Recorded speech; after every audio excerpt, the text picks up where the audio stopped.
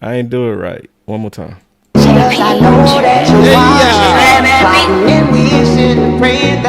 What's up? Yeah. The Boss Land family. Yeah. Ah, man, we got my big brother landlord in the building. What's up, boy? What's happening? What's happening? Salute to everybody, man. The nation we in here. Boss Land. Boss Land. Boss Land. Yeah, man. Hey, man. I really ain't got time to play with it, man. And I'm gonna approach it like this: whether or not you value the position of kicker, you know what I'm saying? Because some folks, me and landlord had it out yesterday. For real? I'm talking about. Yeah. Hey, if we was in person, he would have got struck. His eyes would have been black and blue. Damn. Nah, you would have got tackled. Take it easy. We would have rearranged the whole wherever we was. Furniture would have been moved, man. Yeah. No shit. But see, this is the standpoint I want to take it. Mm-hmm. You know, whether you actually agree with the position of kicker or not. Because I understand, I can see it from the viewpoint of the other folks, man. Like, all you do is kick the damn ball. I get it. But, you know, it's my talking point, though. And like I said, told Land yesterday, sometimes they got the most unimportant job on the team. And then sometimes they the most important motherfucker on the field. You know what I'm saying? So I understand it both ways, but it's not really about just the value of the position. It's really about just how this shit has played out. You know, right. It's the track record. It's the track record, right? You know, of shystiness, man, of finesse. Why don't people get that? You know, like Jerry Jones is from Arkansas, but he Nigerian at this point, man. That boy be scamming and finessing. Because how many times do folks got to go through contract negotiations and there's a video or there's a random perpetrator coming to put charges on you, or there's a random leak about a contract that you ain't never seen before in your life? You know what I'm saying? Or somebody show up at the radio station. Yeah, started at the radio station with their lawyer. Right when the training camp started. Yeah, I mean, no, right when free agency started. The day it started. Because listen, I could be wrong and off base here, you know what I'm saying? But when your reputation precedes you, right? You know, and you got a history of doing underhanded, diabolical shit when it comes to contract negotiations, and you already have a bad, unhealthy history with the agent in question. Because this is Ty France, right? This guy, the agent. You know what I'm saying? Like, yes. This is somebody he never beats in comeback. It's common sense, right? It's beef. This is somebody he never beats in Mortal Kombat. Like Jerry Jones them always walk away battered, bruised. Finish him. They eye this goddamn big. You know, they can't even FaceTime their mama after they got through talking to Ty France. They done beat the brakes out their ass. And you can tell this real. They can't even work out a deal on a kicker with Ty France. It's a kicker. This a kicker, get a deal bro. Done with Ty France, man. These dudes had to go get the media for the kicker. Wait a minute though. Damn. He's not acting like your typical kicker either though. You know what I'm saying? Because that's what me and him got into it about. Because I understand him and his wife are denying the claims and stuff. That's understandable. But ain't no way in hell you could tell me that it was no deal put on the table. They ain't jumping to conclusions like that. It might have not been, I bet money, they splitting halves. They probably like, well, it wasn't that exactly. It was some semantics that they playing, bro. There's no way the Cowboys and all these people just putting articles out and it was no deal presented at all. Now, was it the deal that they reporting? I might believe that to be false. It's possible, but something was presented to you, Mr. Aubrey. I'm sorry, I can't go that far left on this topic. I just can't do it. I can go all the way left. I can go farther left. You know why? So they ain't present nothing, boss. No, they talk. See, now I heard all the details. Okay, so this is what happened. Steven said today on a sit down. You know the last time they talked? August. Oh, that's what they said. That's what they mean. But see, look at the timing. You talked in August, but you over here got the $10 million lead. I had to turn me down, huh? I was too loud. No, I'm just laughing at. I'm just stupid. Go ahead. Okay, so you're talking August, but the leak come out about the 10 million right when you said this week y'all at an impasse. How y'all at an impasse and you ain't even talked since August? Who fault is that? And why that come out now? And then it's some stuff about that that's fake. So the fact that they say we made him the highest paid, the previous high paid guy was 6.4. But when you take what that number would be today, under today's cap, is 7.7. You see what I'm saying? Because when that kicker signed it in 2024, he was only 2.5% of that year's cap. So if you take that number, you put it with this cap, it's 7.7. That's why they sent him an offer allegedly for 7.5. So now everybody's saying that Calvin Watkins apologized, but guess who he was apologizing to? Front office. He wasn't apologizing to Aubrey. He was saying, I got the 7.5 wrong. They offered him lower. Them boys say shit. They said, hold on now. He ain't say all that. He ain't said all that. Yeah, that boy said, I ain't say 7.5. We really said 7. Boy, go out there and get it right, boy. Boy, that remind me of Django. You remember when they went to the plantations? You want me to treat him like white folks? I ain't say all that. I ain't say all that. He said, You're going too far. Oh, man. Hey, and then check this out. Landlord, it get worse, bro. I don't think you have to. I mean, you already got yelled at about it, and you didn't even do anything. I know. People out here getting yelled at. Can't some stuff stay off the show? God, I hinted. I didn't say a name. I didn't say what happened. Boy. I didn't do an apology video. That's right. Somebody did an apology video. Got cussed out. I mean, Todd Francis. Sheesh. Check them, bro. See, this what it is, though. So, it was Todd France, or was it the Joneses that got at him?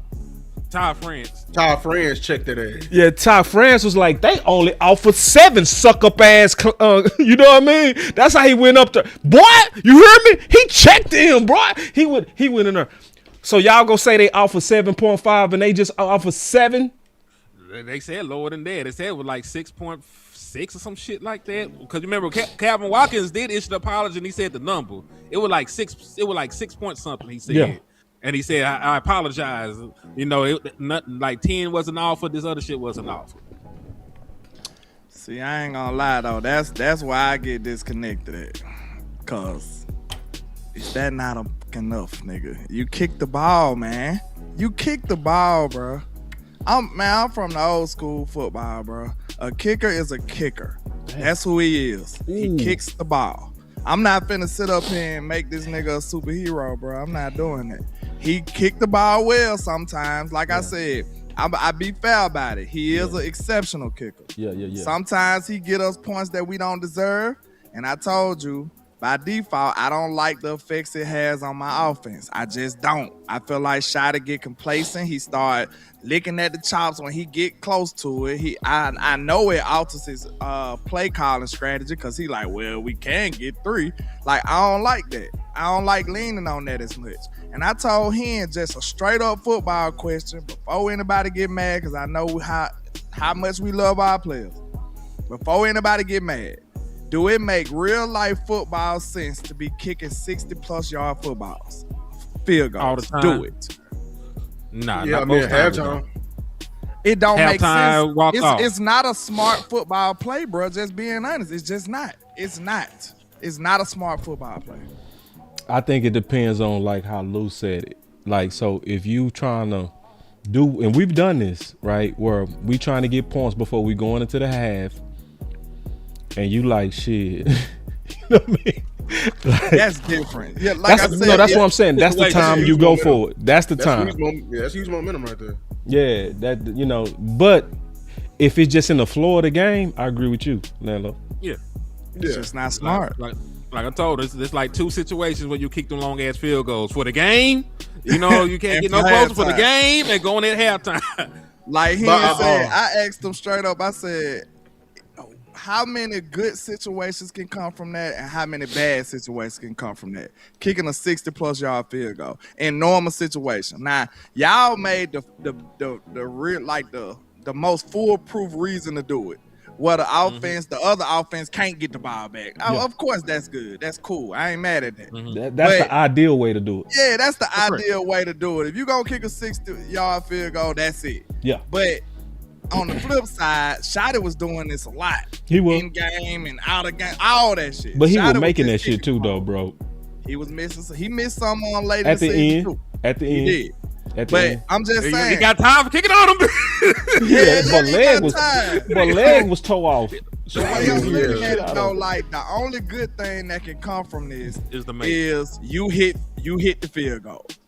But on the flip side, if you miss it, that's a momentum swing. Just like Lou said, it works both ways. It's a momentum swing. Now you done gave potential. It depends on what kind of offense you playing. You done gave them great field position. If you kicking a 60-yard field goal, they getting the ball well.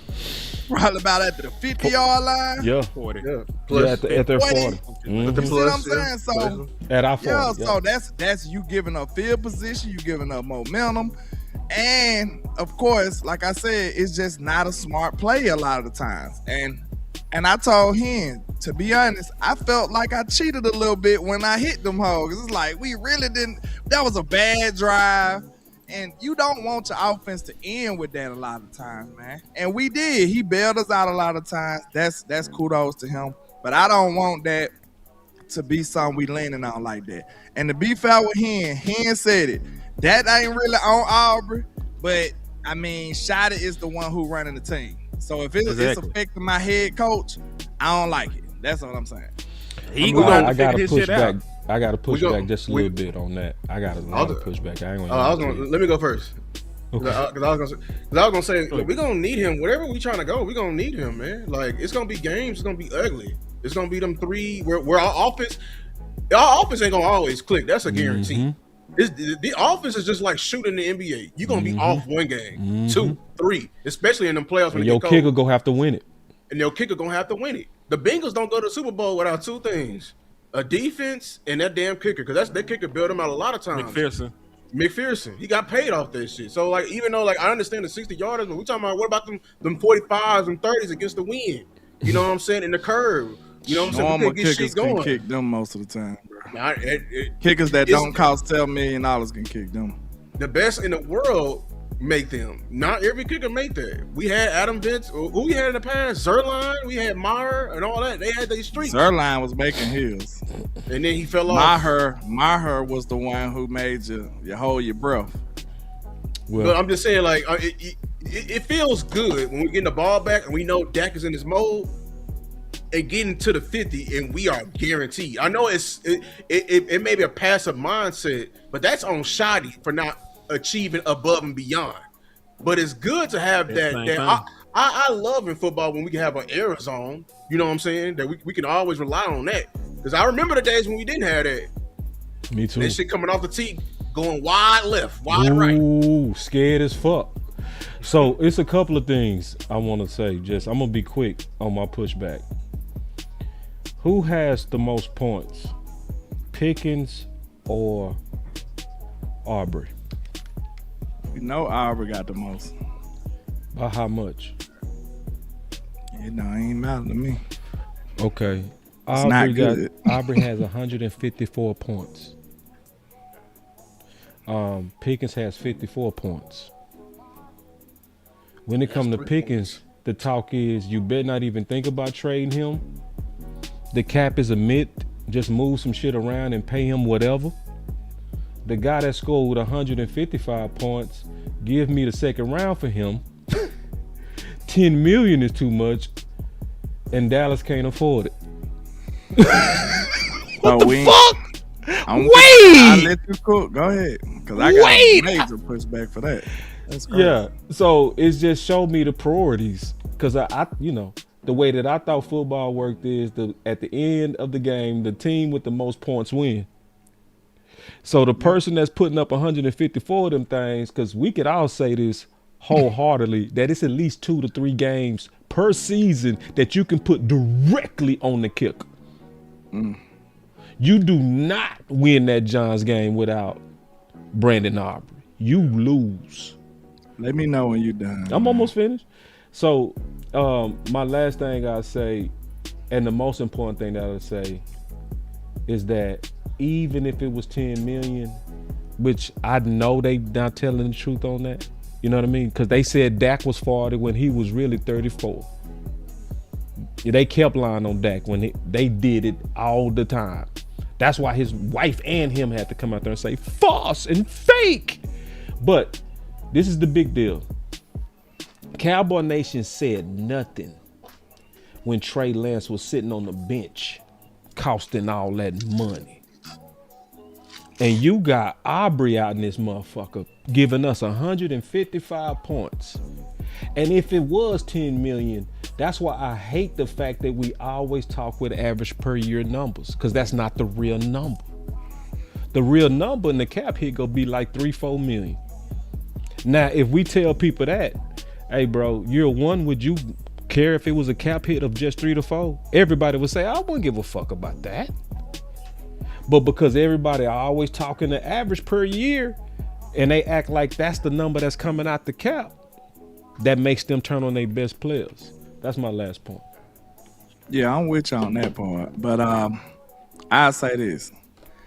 I would never say a kicker was directly the only reason to a game. I would never say that shit. Because guess what?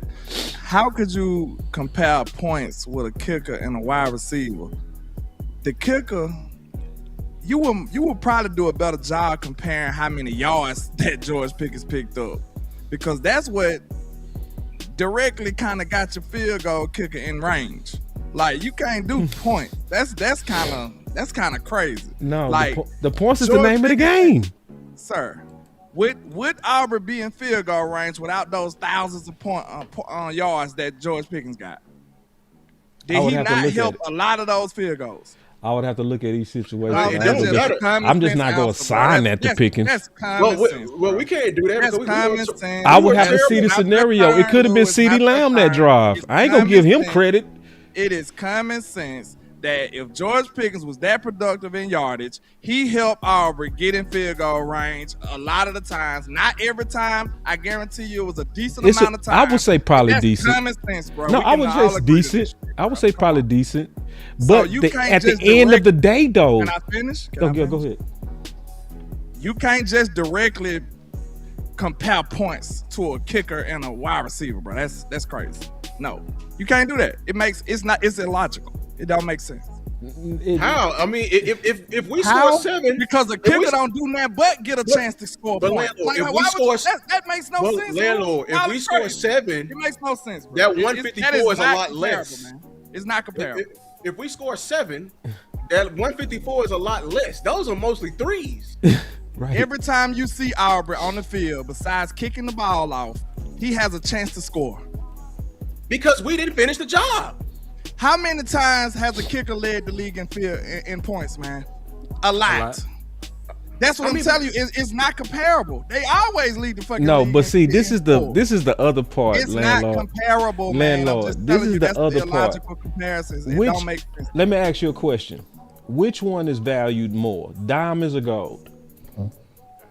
Gold, in my book. Diamonds. Why? Rare. They're rare. Somebody being able to kick it 70 yards is a 1 in 100. We go have 100 kickers before we find one more Aubrey, dog. Yeah. A dude that literally got the leg that we can be sitting like, damn, we are on their 40 and we can win this. Wait, dog. That's the mentality I want to destroy. No, listen, bro. You hear what I said? We could be sitting on their 40. No, I'm sorry, our 50. We can just reach the star, right? And from there, let's say Dak can spike the ball, be down 2 points. Where most teams, you see what I'm saying? Where most teams got to go another 20 more yards. That motherfucker leg so strong, right? Where you could, boom, on the 50 and say, all right, we out of time, go for it. You can't do that with nobody else. I don't want to do that. For the game winner? For the game winner, okay, that's cool. That's what I'm talking about. That's why you pay for diamonds, because it's rare. Like why are we being so tight on a dude that has a talent that's you can't find? It's only 2 kickers got legs like that in the league right now, and he one of them. So it's like, to me, you throwing an extra couple of millions for that. You do, you shit. Here a couple of millions. I ain't finna fuck with you, bro. Here, man. I ain't finna fight you. I'm just anti that attitude, bro. I don't like that. I don't like that. Cause I seen the glimmer in their eye when they said that shit. I don't like it. Real talk. Schotty shouldn't have been kicking that many 60-yard field goals, bro. Straight up. And I agree with that aspect, but like I told you, how many 60 but hold on. Let me just say this. I understand your point, but again, that ain't got nothing to do with Brandon Aubrey. Brandon Aubrey is on the sideline until he's called into the game. He ain't run out there himself. That is on Schotty learning how to manage the game, because there's a lot of shit that Schotty ain't managed his first year. There was times he was supposed to go for it on 4th down. He didn't do it. There were times he should have punted that he didn't do it. There were times he should have been more aggressive in the red zone and he didn't do it. That is all on Schotty learning to be a first-time play caller in Dallas with his personnel. So I don't want to not just have a good kicker just because Schotty up here mismanaging the game. What if Schotty don't last in Dallas and we get a responsible coach or some shit? Or what if Schotty matures and he figures the shit out? Why would I want to not have a good kicker? We know kickers don't last long either. Dope kickers don't last long. Dan Bailey was a GOAT until he wasn't. One year he just woke up sorry. No, he was actually injured his groin. We let him go out the while. He was consistent as hell for years until he hurt his groin. He was goated in Dallas, and then next time you know he was bad. Kickers lifespan don't last long, bro. It's not that short. It's pretty long. It's damn near long as a tackle. I will say that. Like, you know what I'm saying? Like, Justin Tucker been kicking for a very long time. Harrison Bucket been kicking for a very long time. I ain't gonna lie. Like, I want to disrespect the kicker too. All he got to do is kick, but at the same time, let's look at it from a different lens. This is the only position that you are literally looked under a microscope for being consistent. The moment you miss one, we looking at your ass crazy. You feel me? Like, and so to be a high performing kicker in this league for a long time, I mean, you got to be very consistent. And for the most part, Aubrey is very consistent, and we appreciate that. We got to. Yeah, I appreciate that. It's just like we got bigger fish to fry. That's all I'm looking at it. Yeah, and he go get his, and Aubrey ain't gonna have nothing to do with that. Pickens, no, he ain't gonna have shit to do with that. So like, and that was my next point. No, I know a lot of people trying to cut corners. Them the corners we need to be cutting. Shit like that. Like Aubrey? A luxury kicker. Okay, wait. I don't think a kicker is a luxury. Hold on real quick. I gotta say one more thing on that. I'm gonna be quick, Henny. I promise I'm gonna be quick because I know I'm gonna be quick. The last thing I gotta say about this, bro, we shouldn't be fighting over bottom of the roster money, bro. Yeah, I mean, like we talking about somebody that's on. I don't really care about the cap, but the 10 million would turn me off. Yeah, but the cap hit on that go be so. Lukey making more money than him. He shouldn't be. Y'all saying stuff that's happening like it's correct, like it should be. He shouldn't be. Mozzie making more money. Making that much money. Mozzie shouldn't be making that much money. Yeah, Zach Martin been retired 2 years, make twice as much as. I ain't even want to pay Jordan Lewis $10 million. I know. Exactly. I know. But y'all want to pay Aubrey $10 million. Yeah. Unlike them, I wouldn't give a shit. He ain't actually. Well, I mean, Jordan Lewis did too. Yeah, and he ain't asked for 10 million. Actual And he football top of the player league. couldn't get 10 million, but y'all And he want the to pay best him. in the league. But hold on, Javonte Williams making 8 but to my million, point, but y'all Yeah. wouldn't want to pay. Y'all want to pay him 10. but to my point though, I don't want. but to my point though, if you want something good, you pay for it. If you just want to have a bad kicking game and can't rely on it, then you get a nigga for $2 million and you close your eyes every time you go on the field. Yep. If you want to sleep peacefully at night, knowing that you can make field goals, you will pay for a kicker. Just like with anything else in the world, if you spend money on a top end quarterback, you expect a nigga to throw 40 touchdowns, 4,000 yards and shit like that. So you get what you pay for. What did you pay for Auburn when you got him? And then you found get him. this same spectacular kicker that you described. You didn't pay shit for that dude.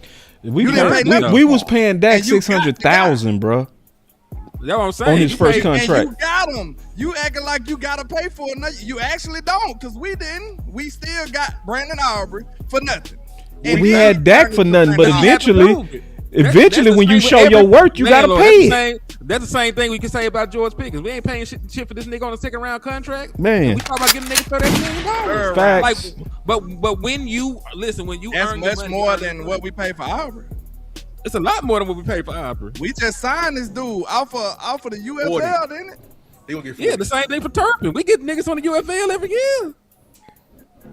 That's But- a damn. That's I ain't- a damn. That's Man, a hold damn on, man. minor league for Let's the- not. Em just let's smacked not- the hell out of landlord. Man, y'all gotta relax, bro. Y'all gotta relax. That's a good ass comeback right there. It's not, because I ain't even gonna get into it if he ain't up here. So. That's real. That's a respect, landlord. Respect, on that. man. Hey, he not being disrespectful, bro. You know, it's a normal war room. if you gonna minimalize what I'm talking about and just say it like that, that is. He not disrespecting you Because though. I'm in a different place from where I'm coming from. You said you It ain't. ain't wide receiver versus everybody.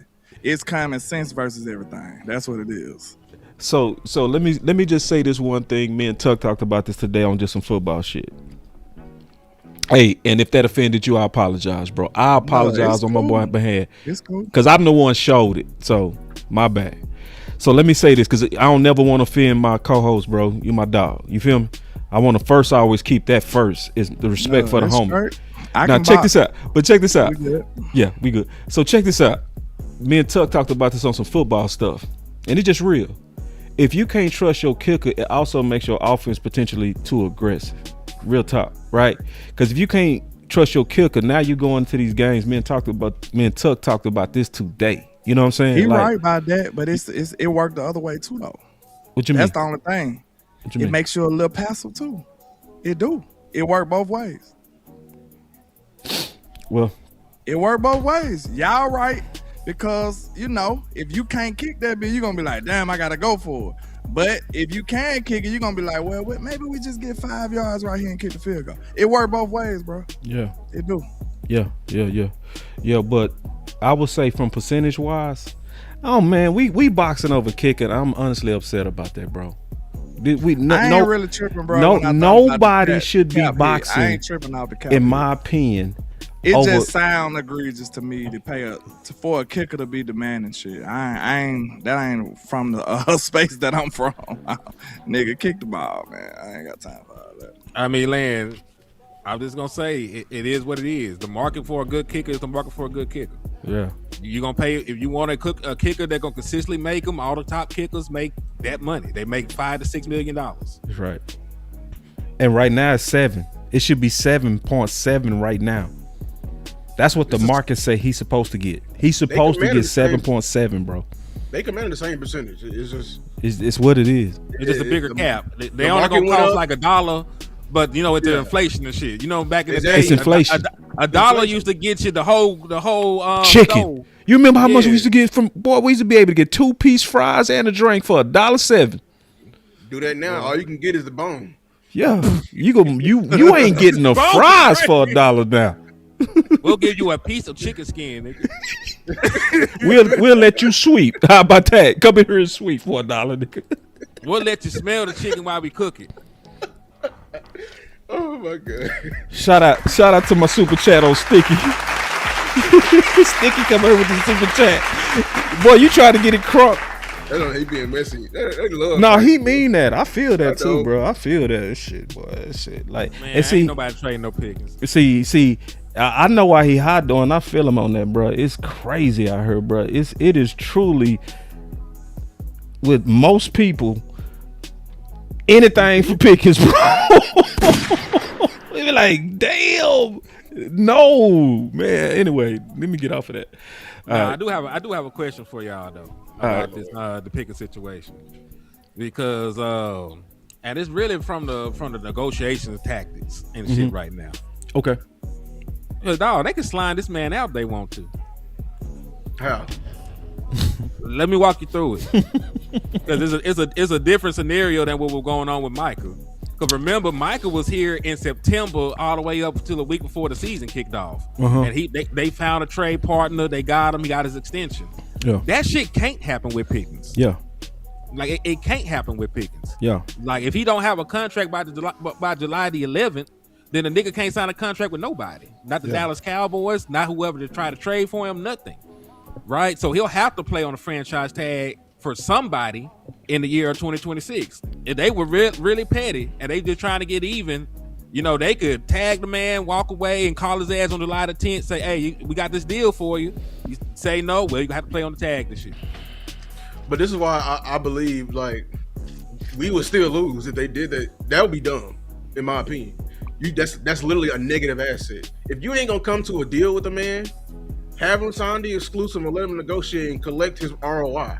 But if you're gonna sit here and be petty because you don't like one man, that ain't good business.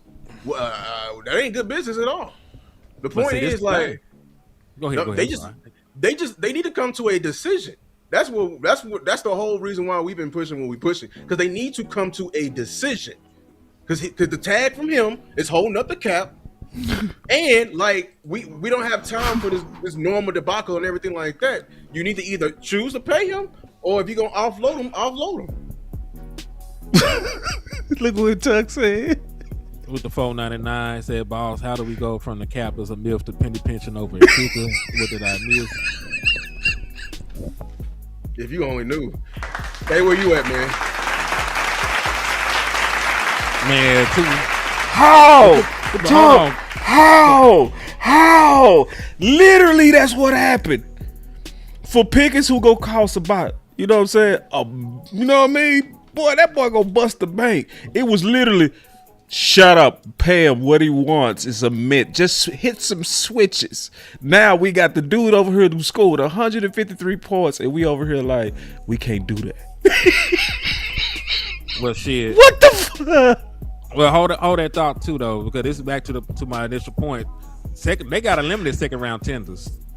They can tender as many people they want with second round tenders. It's not like the franchise tag. They used one, but they can also use a second round tender on Brandon Aubrey, who's a RFA. They can also use it on, what's my boy name that I tried to get to be the starter this year at guard? Brock Hoffman.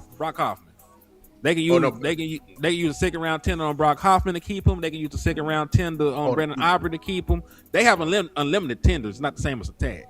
So you said they use it. He not actually technically asking that. He just showing a hypocrisy. That's all. He just like, when it comes down to somebody who got a way bigger ticket, Pickens, right? People like, shit, man, we can just move money, bro. It's a myth. And we know that's what people are saying, right?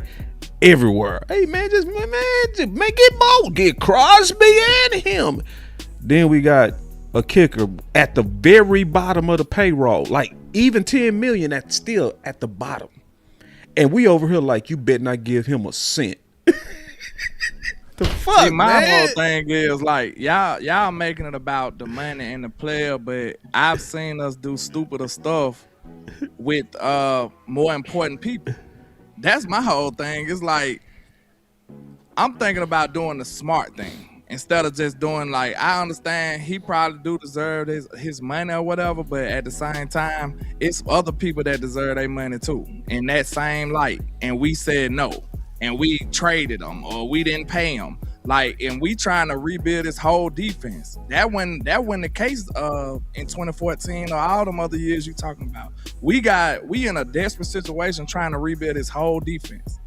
So all the money matters at this point. Everything matters. I will say this about Pickens though, to answer your question.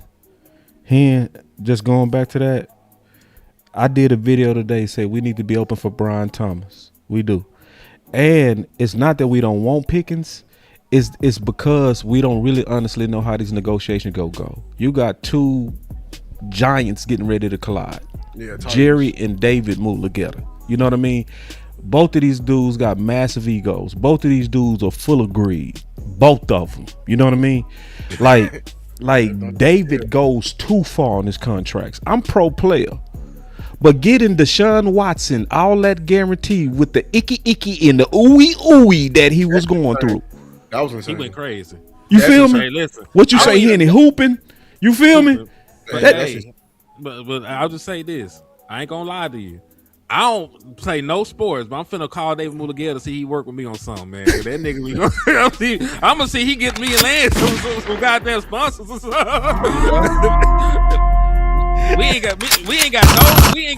We ain't been on Epstein Island or nothing like Deshaun Watson. Say, bro. Yeah, man.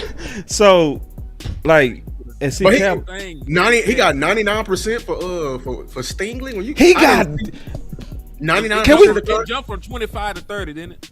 No, man, that boy jumped that contract $5 million. I ain't gonna lie though. He went from 25 to 30. 99% of it guaranteed though, because he got 99. No, landlord. He got 99% of the guarantee of the contract. What I'm saying is, million, they guaranteed 35. Like he gangster. He gangster. They knew he was like that. They looked at it and was like, man, listen, bro, that dude like that. We might as well pay him. We gonna have to pay him later. If we franchise tag or play with him, he gonna keep getting better, keep playing better. We gonna have to pay even more. Look at him, Sticky. Sticky. Hey man, but hot over that Pickens, bro. That was like how they got Kane over the Sticky situation. Schotty didn't even use. I can't read the rest of it. I'll read it. He said Schotty didn't even use Pickens and CD Wright last year at all. He going off. He said how they got Kane on Minister Society. And that's why he want the nigga back. The man went for 1,400 yards and he wasn't even used right. Shit, use that nigga right. You'll see what that man do. Man, I keep telling y'all, bro. He ain't gonna do that again, bro. It's so many factors that the way Pickens affected your team, but y'all keep just talking about him by himself like he ain't helping people, like he ain't helping the situation on the field. But I'll let y'all have it, man. No, you putting words in our mouth. Like everybody know that he. I've always called him a force multiplier too. I've always said I've never taken away from the fact that he also is a force multiplier. So those who don't know what that is, that's a guy that's a chain reaction type of player. Just that one player makes it better on maybe a couple of more other players. You see what I'm saying? So he go help the other number one because he keep pressure off of CD. CD did get off on some games because he had those one-on-ones. He did back the defense up, which helped Williams, right? That does also help the offensive line. It's a lot of chains that reacted from Pickens. So we understand his value. That's all I'm saying. Of course, we know his value. What I'm gonna say is, y'all can we can replace him with a number two, right? But if that number two ain't good enough to win his one-on-ones, it's basically like you ain't did nothing. I don't care how good he is. Like they know not to try Pickens with one-on-one. They know not to try CD with one-on-one. So what they do? They try to double or bracket or they keep too high. That's all they can do.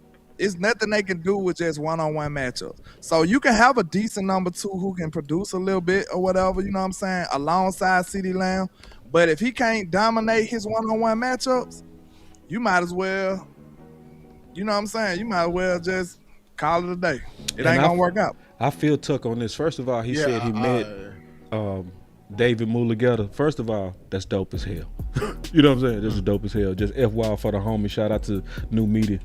And then and the work he be doing in the streets. And I feel Tuck on this. He said, I bet any of y'all money Pickens will not cross 1,400 again. I agree. Yeah, I agree. And I know why he's saying that. And he's saying that because that bad defense was one of the main reasons we had to air it out that way. It doesn't mean he not dope. Hold on. So where you talking about on Dallas? Yeah. He won't do it again. Or you talking about period? Oh, for Dallas. If he was in Dallas, it won't happen. Because on God, I'll take that 500. You crazy as hell.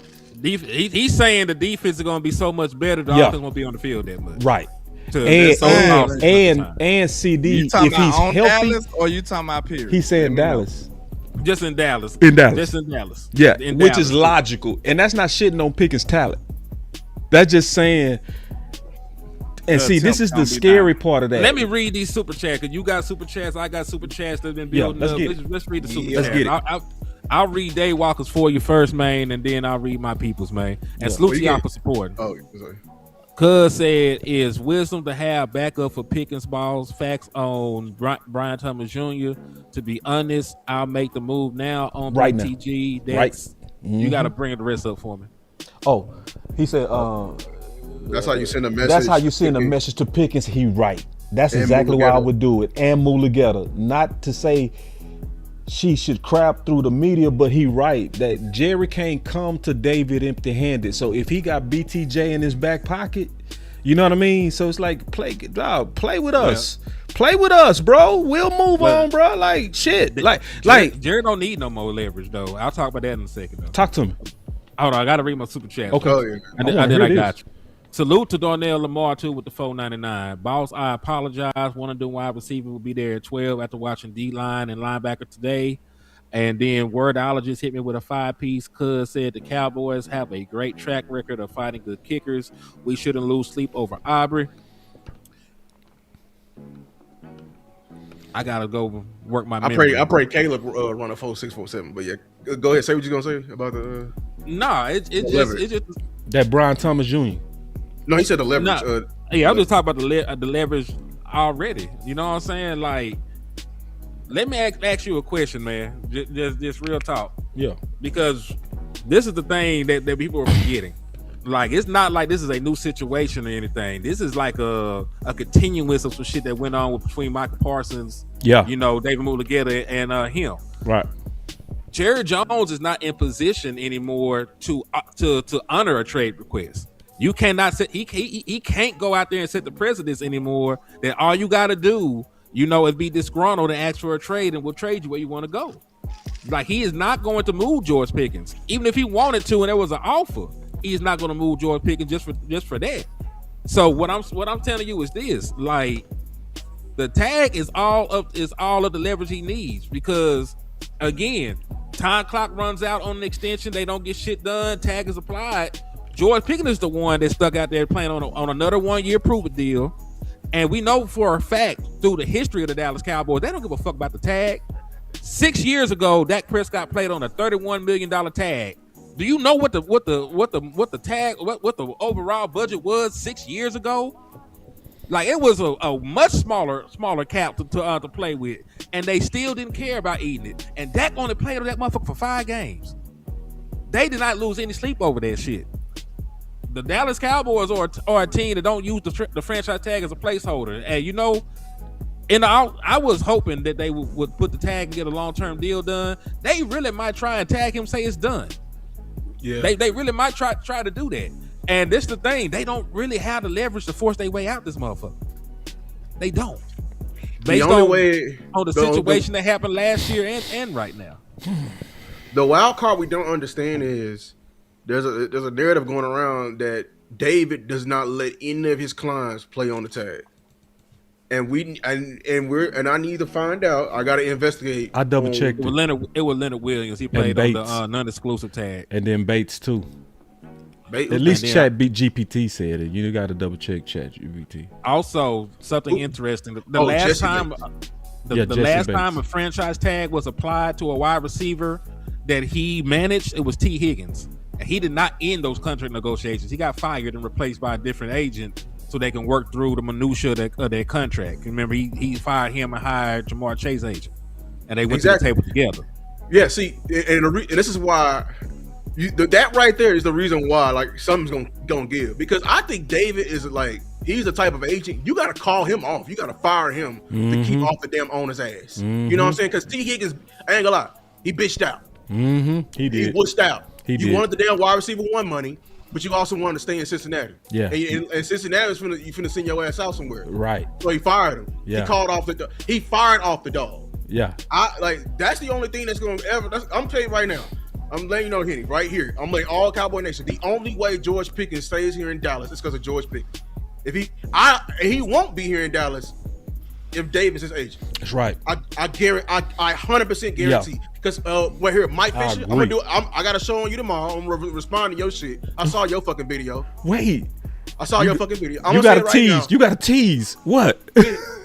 Because you over here trying to get on my shit talking about, how you know the market. Motherfucker, I did math. That's why. I know the fucking math. It's all it is correlation math. That's right. It's correlating it's basic market, as hell. It really is. The cap, the overall cap, and what CD got. If CD signed the same contract today, he getting $40 million. That's right. That's facts. Pickens. It's facts. Pickens' market is not by by math, is starting at $40 million. That's right. I'm letting everybody know that right now. Right. Davis' crazy ass is probably gonna start at 46. I agree 1,000%, and I know you right. That's fact. If 46, anybody watch how David does it, he always shooting that shit to the sky, bro. That's crazy. And I'm gonna say this right now: if Pickens get traded to like a sorry ass team like Tennessee, I bet you he'd be the first receiver signed a $50 million contract. Something like that. It's gonna be 46, 47. He got 46, 48. Yeah. I know, but that's what. But you know what I'm saying? I think that honestly, I don't think Pickens is the type of receiver that care about winning.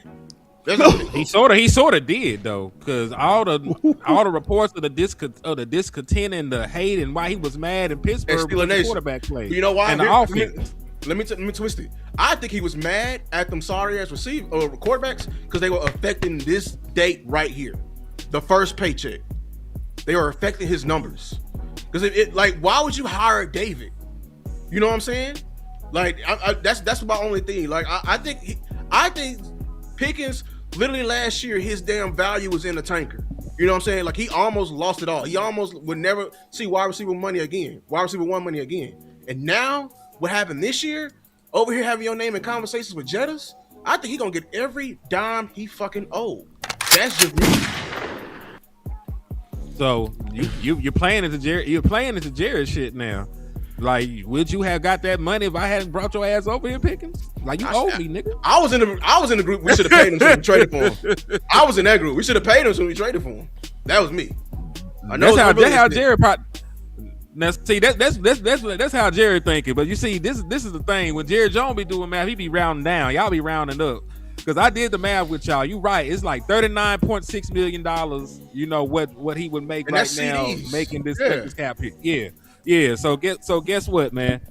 Jared gonna round down because Jared gonna say, hey, you remember what happened in that hotel room and I had to pay them people? You owe me some of that money off of that. Man. All right, so I'll move there. He said they make a play. Shit. I mean, it's gonna happen. Because there's not really much he can do about the shit. Because even if he would hold, but on the cool though, what's up with some insurance on Pickens, bro? In case it go bad. Because it's a couple of things I think they should do, right? Because I was gonna do a video on this, but I was getting bullied so much in the streets. I said I ain't gonna even talk about this, but my boy Angry talked about it for me, so I was happy to see it. They should do a non-exclusive tag on him, bro. Pickens. Because a non-exclusive tag is where you allow him to hit the market, right? And if another team pick him up, they got to give you 2 firsts. Yeah. That's and then everybody wins with that. You know why? He gonna know his real value because he was able to talk to all 32 teams. If a team really is just like, we just gotta have the next number one, we giving up the 2 firsts. And some teams will do it because they'll do it for the business of football. It's not even just the hope. You know what I mean? It's that offense sell tickets. So they might be like, let me ask y'all a question though. Because I hear a lot of us, a lot of y'all say what Brian Schottenheimer wants and all of this, right? Mm-hmm. So screw what Dak want, because Dak said he want Pickens. Y'all don't give a damn about your quarterback. So it's all about what Brian want. You give a damn about what he want. Yeah. Right. Give a shit. Give one shit. Dak said he won't pick. He gonna not want to be. He gonna not want to be this motherfucker. Then give a damn. Because I know what the fuck Dak want. Give He a ain't damn. gonna say it. He need a fucking run game. Right. That's the last time he was fucking good. Right. And Dak Really gonna good. go along with whatever we know Dak. You know Dak. Alright. You know Dak. Dak's easiest is when Zeke Dak got his highest. Dak almost won MVP on his rookie season because of Zeke. Yeah, man. But he came in second in MVP voting. Now, let me throwing the say ball it right. around, Let me say it right. I do respect Yo, what I Dak don't- wants. I don't be Let me say seeing it. how Let they me be- let me say it I don't right. know how they I forget respect it, but I what just Dak said it. want, but I also know You his don't. personality. He's You going just to said fuck no, Dak no, and no, fuck no. I what ain't he say want. fuck Dak. I ain't say fuck Dak. I was He saying said fuck that. I know He really did. how he is. Whatever you do, he's gonna company man it. Whatever you do, and I plan on doing him. It don't right sound like anyway. he company man in this. Hold Because on. he stood on this. He stood for Micah and he accepted. Then when they traded Micah, he was like, "We got to move on." Company man, I know what I'm talking about. He had Micah back. We need to pay Micah. As soon as they traded Micah, well, we can't do shit. Let's get to the game. You know Dak. I can't say Dak no. Come on, now that's Dak, bro. Dak ain't gonna give a damn. Hold on. I ain't gonna lie. Hold on, I can't Dak. say- Hold on. I ain't gonna be like that. Hold on. Dak ain't Dak never ain't been do no all. company man, bro. Dak And then the Dak same ain't say breath- all that. Dak Hold on, did and then that the to same Micah. breath- Dak ain't hold on. hold You on. might, Dak ain't do all I that think you with might Micah. be confusing Dak ain't talking about getting And then the nothing same involved. and a breath- nigga that's on a We mission talking over with each a other. company man. Y'all talking I over think each other. that's what you're doing. Hold on. In the same He breath, is a got his- company man. Yeah, and then I don't on the think so. same breath, got up there and his happy ass at the end of the season talking about, well, I did my damn job. Oh, He- Do that sound You like want a a nigga company to- man to you? You wanted that nigga to lie? Like, Listen, shit, I bro. feel See, I like think, that bitch I like, think oh, listen, bro. This is different, bro. Listen, as a quarterback, you have to toe them lines a little differently. You can't just say anything and everything that you want to say all the time, especially being Dak Prescott with the Dallas Cowboys. You got to figure out a way to get what you want to say and still not make bulletin board material and headlines everywhere. Dak is not a company man, bro. I'm sorry. That's We facts. sure did That's facts. Dak and would he have Dennis won Houston. They was like, bye, Dennis. and he wanted Tolbert. Man, they tell Dak no all the time. Tolbert. You treat Dak like a thought. You know what I'm saying? I do Yeah, what I yeah, want to wow. you. You just take it. I do whatever I want to you, Dak. Shit. What the hell you talking about? You ain't gonna. Whatever I do, you go like it. No, but let's go back to the business of what I was saying, though. That's real. I believe it. He got to fire. That's the only way he gonna stay here. He gotta fire That's what I say. I say he gonna have to step in, bro. If he don't step in for David go burn this whole down, bro. Oh, David gonna fucking tear a whole new one in Jerry. Yeah, And I'm just being up here. Hey, Jerry, you a real one, but I'm saying right now, David will whoop your ass in this contract. He's whooping all 32 teams' ass. You think you different? What makes you different? I think Jerry. I ain't want gonna y'all to know, bro. Pickens is not trying to miss no money, bro. He is not trying to not play. Cause Jerry got all the leverage, bro. Y'all can say all this all y'all want to. If Jerry say the franchise tag, George Pickens will have to sit out a whole season. That man is not trying to do that, bro. And see, Daniel that would be a was right bad with me. move. Do you want a temperament like Pickens Man, on the listen. tag? Do He you was think not Jerry don't trying give to a do fuck? He don't But give but a no, fuck. we talking that about man it, not play. Jerry. Hey, What we talking do about you, that would be Henny, a want bad look. Pickens on the tag with his What does it- temperament? But what does it matter what I want? Jerry Jones do shit I don't want all the goddamn I time. know, but we just talking about like the results, not the good. team But listen, results. it does- That's but not listen, good business. It's not. It's It's not not the like point. y'all want But him to throw a temper tantrum. But it's not the point that I'm trying It's to make. not- It's not We about know what he go throw a Hold temper on. tantrum, bro. But it's- We but know it's it. not. Hold on. Okay. Hold on. To my point. I ain't been able to finish. It ain't about that shit. We just sit here talking about the leverage, man. We talk about the actual what the fuck that they can do. We're talking about what Jerry Jones is able to do and what the fuck are they gonna do about it. That's at the end of the day. If I say, "Hey, Yeah. I'm gonna put my nuts on the table," you ain't getting traded, bitch, and we ain't getting you no extension this offseason. Yeah. Show me something else. What the fuck you gonna do about We it? get the business side that they got the leverage to fuck them off because of the tag. We get that, but then it's also results of that, and the result is what we care about. We care about if you end up being on I got the leverage, so fuck you, play for $28 million, and then okay, but then he go fuck you back because he gonna be on the field likely with some pouting shit. The same thing I he want you to did. know. The same thing That he ain't did true. game one. We saw That him ain't act a fool game Cool, one. so he won't get no money next season then. I was just about to say that will ruin him for sure. He worked all this. He did all this to rebuild all this his good name. positive PR. You think his that name, he'll go right back down that road and screw everything up and assure himself? Because teams already didn't want to touch George Pickens. Like, bro, ain't no way we supposed to got him for a 3rd round pick. Ain't no way. Teams didn't want to touch him. Now he rebuilt his image, and he showed that he could be a team player. He could be somebody sharing the field with somebody that's a number 1. And you think he'll burn it all down just because he ain't getting a contract? He would definitely not get a contract then. Nah, let me ask you a question. I'm gonna ask you a real question. And you know business. That makes no business sense at all. Okay, it doesn't. But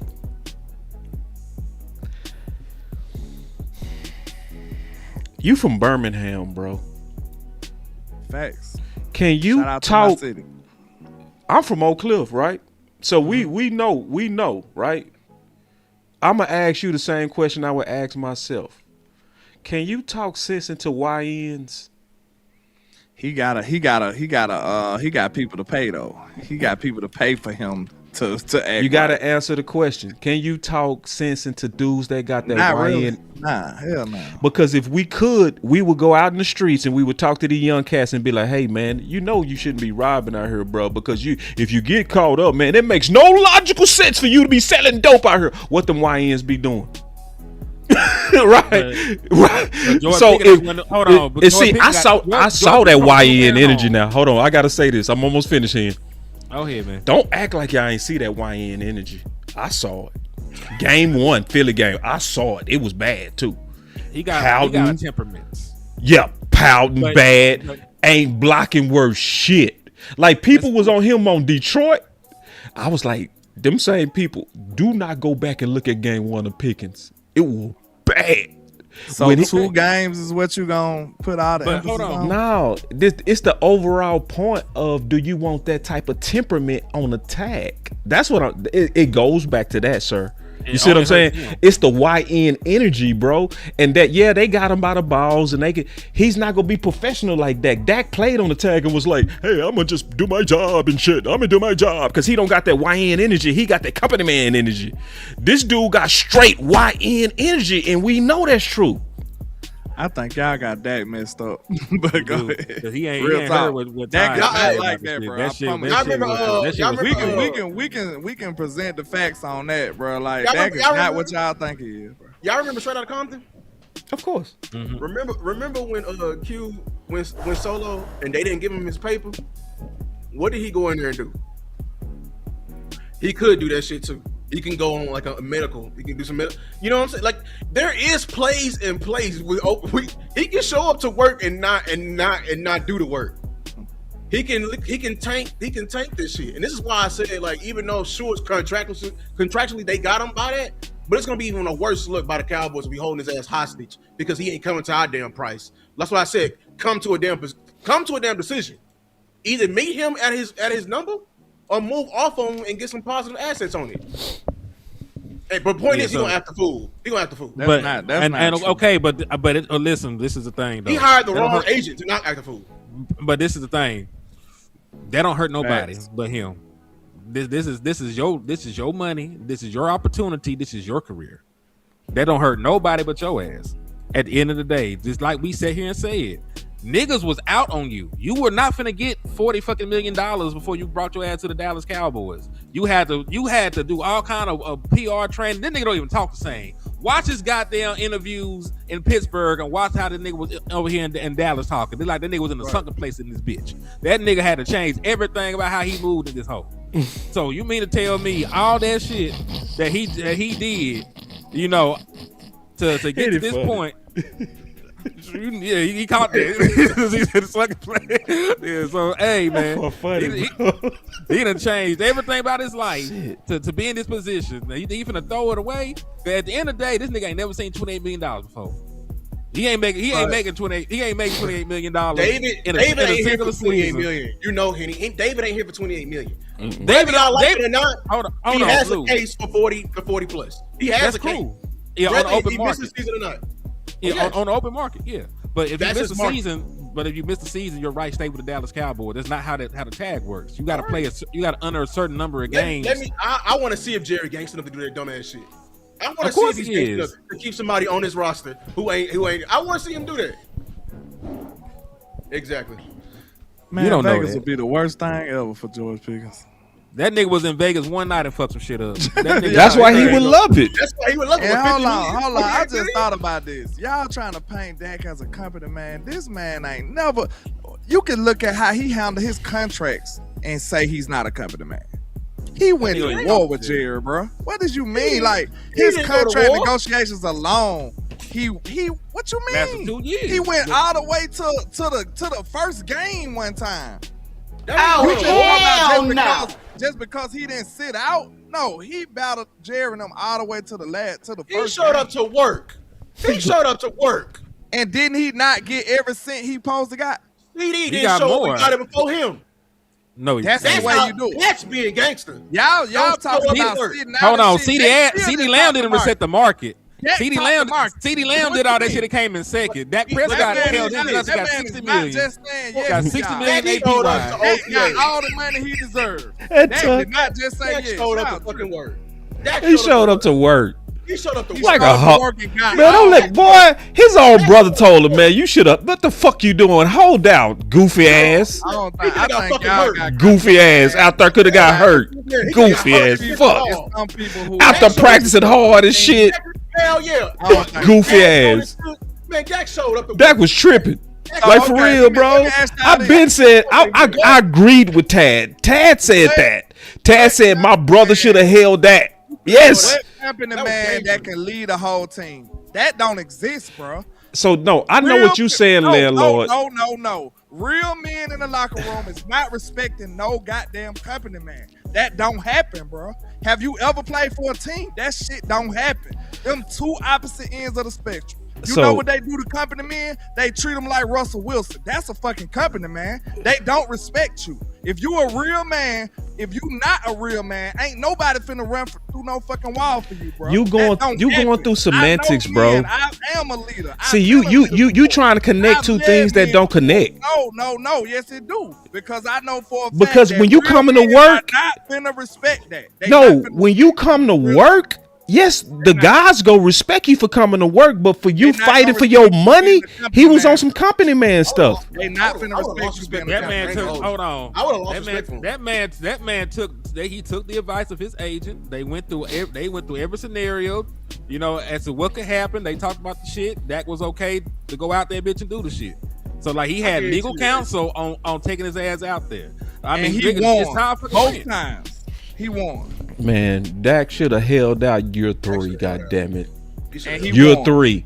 After he took the, he got the best outcome. No, he didn't get the best outcome. Well, he took the biggest risk for that outcome too. No, hear me out, because we talking over each other. No, he took a big ass risk. He just need to thank the Lord he didn't get fucked on that risk. He could have fucked himself. See, what if his ankle would have been really fucked up, landlord? Hold on now. Wait. What if that would have been career ending and you out there playing on a tag like a goofy ass? You should have, man, after he took them to the playoffs in 2018, then Wentz got paid and Goff got paid and he took his ass out there and played on the tag. He should have been like, hell no. No, I'm holding out. Wentz and Goff got paid. He took a big risk. Yes, the Lord blessed his health. The Lord blessed him to see the other side and eventually get to 40, but he took a risk where he could have lost it all.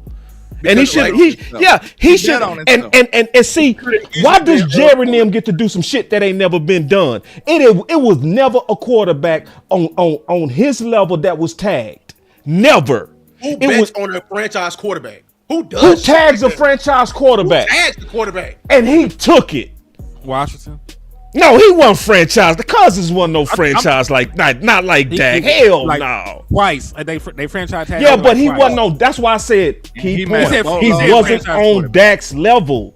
You said franchise quarterback. No, I said on Dak's level, you got to add the B part to the. I put that in the contract. I put that in the contract on Dak's level. It's not just a quarterback that got tagged. Somebody that was the rookie of the year. Somebody that was in the MVP conversation as a rookie. Somebody that took his game and won 11 games in a row. And then in 2018, he literally. They took everything from him week 17. They had the whole offensive line sit. They put Zeke out there. He put up 366 yards, 4 touchdowns, led them to the playoffs, beat Seattle, almost beat the Rams, and they still tagged him.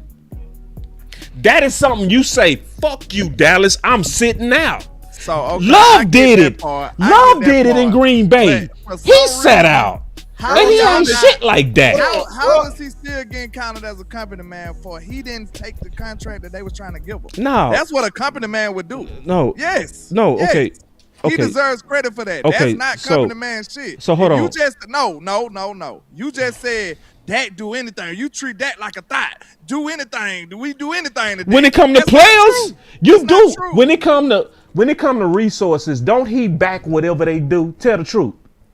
Man, y'all act like he can't. No, when it come to resources, don't he back whatever they do? You gotta play the game to a certain Hold degree, on, bro. no, they don't. It's people man. It's all kind of quarterbacks that be like, "Give me some weapons, man. What the fuck we doing over here?" So you understand that Mike McCarthy and Schottenheimer got to play the game and work around Jerry and them, but you don't understand it for Dak though. All right, you got a no trade clause. This makes no sense, bro. No, it do make sense. You got to speak up for yourself sometime, man. Nah, bro. Shit, Jordan Love did it. It's still a game he got to play. You ain't got to play no game. You got to know who you are. Sometimes you got to be like, nah, bro. Nah, I just led you do to the playoffs. Come fuck with me then, bro. I'm not coming to work. This is a totally different. I'm not coming to work with the Joneses, bro. We know that. You gotta play the man, game. they fucked up for they tagged him. Nah, see, you ain't gonna get nothing in Dallas if you don't know how to play the game, bro. What about Joe Burrow? What about Joe Burrow, who got a similar ownership as us, as delusional as us? They don't pay pennies pinch too. He spoke the fuck up and got both Chase and T. Higgins. He spoke up. That's what Dak doing now, but y'all telling him to shut the fuck up. What the hell is you talking about? You going against your own damn point, man. Y'all well, no, why you saying y'all? You don't be putting nothing on me. What you talking about? I ain't fuck up. What you talking about? Shit, bro. You say Dak got paid only because of the QB position. If he played any other position, he'll be playing in Cleveland. Yeah, man. That's why I said, like, what Dak did was very risky, because Earl Thomas did the same exact thing, got hurt, and literally flicked off the entire damn front office. Y'all remember that, right? When he got hurt, flicked off the entire front office. But we both know Dak co-signed receiver by committee, didn't he? And now he's speaking up. Once he got his big bag, Dak started moving a little different. We all said that. Dak is speaking up for what he wants, but y'all telling him screw him. It don't matter. He a company man. Like this shit don't align with each other. What no, it saying, do, bro. When you out here, bro. Nah, bro. Like, bro. It's okay. So when you can't. A company man is not speaking up like that, boss. Do you know what a company man is? I mean, a company man gonna shut the fuck up. Like, listen, That's bro. He ain't the worst type of company man, but he in the family, bro. You trying to act like he has no kind of company man traits? You going too far for Dak, bro. Like he does have company man. When your own brother gotta tell you to hold out, you tripping, bro. Your own brother gotta tell you, bro, what the fuck you doing, bro? They handling you. Man, y'all act like y'all don't understand who Dak is. Dak do this shit for the team, not for the Joneses. He is for the Dallas Cowboys, for his brothers in the locker room, not for the fucking star. That part is dope. I get that. That's why people run through a wall for him. That's why. Because he's doing it for his brothers. I guarantee if he would have held out, they would have respected him more too. He don't want to let his team down. I agree. That's what Dak doing. I guarantee. They would have respected him more. They would have respected him. He probably did a whole movement. Would have been so dangerous if he would have held out. So hey, listen, man. Micah probably would have held out. Shit. Hold on real quick. We got a couple of things real quick. As we go through this process, we'll see how free agency goes. That's the first line of action, if you will, as we go through this process. But again, I see it being built with some veterans and some young players. I think, I feel really, really good about Easy and what he's capable of. You actually saw him do those things that we see. Remember, these outside linebackers for us, the first thing that they're going to do is, number one, set the edge in the running game. Number two, they're going to affect the damn quarterback. Okay, and then occasionally they'll drop. The really good ones, you don't drop them very often, but you do it a little bit. And so what you want to see with guys like that, which we saw this year with Donovan, was when they drop, are they comfortable? Do they have movement skills? Do you see them? They look like a fish out of water. And all those answers for him are very, very positive. And now under this new system, you see him more as an outside backer. Yes, he's an outside linebacker. Yeah. You mentioned the G. That's about Marist. Yeah, Marist. Yeah. I'm iffy on that decision. I'm not gonna lie. Me too. I'm not. Like, that nigga, he ain't no outside linebacker. I don't smell it. Just straight up. That nigga ain't no outside linebacker. I don't They think had he said did. that shit about. They said that shit about Demo cool. Like that Yeah. nigga gets sacks. He had That's right. 5 sacks in the NFL. Right. He had Right. athlete. Yeah. Man, Mayor's more of an interior linebacker, dog. Facts. So I don't know. Facts. He's the biggest one we got. That's the thing. Right. So if we go into camp, I'm gonna be I don't honest, like people gonna be on X on my ass. Like, oh, you Lou, you ain't never. Fuck about y'all. Don't fuck what y'all think. Look, if we go out there and we got big ass motherfucking Marist out there at outside linebacker, and we got little bitty ass That's so Shamar at the funny. inside, I'm gonna be pissed as shit. If we Me got too. little bitty ass Shamar James is inside linebacker, I'm gonna be honest with you. Yeah. Oh, you know more than the fucking coach? Well, shit, I knew more than Eberflus. Ooh, wait, take it easy. Take it easy on my back. What I'm afraid of, what they're doing, is he's getting drowned out because he doesn't have a sponsorship no more. Yep.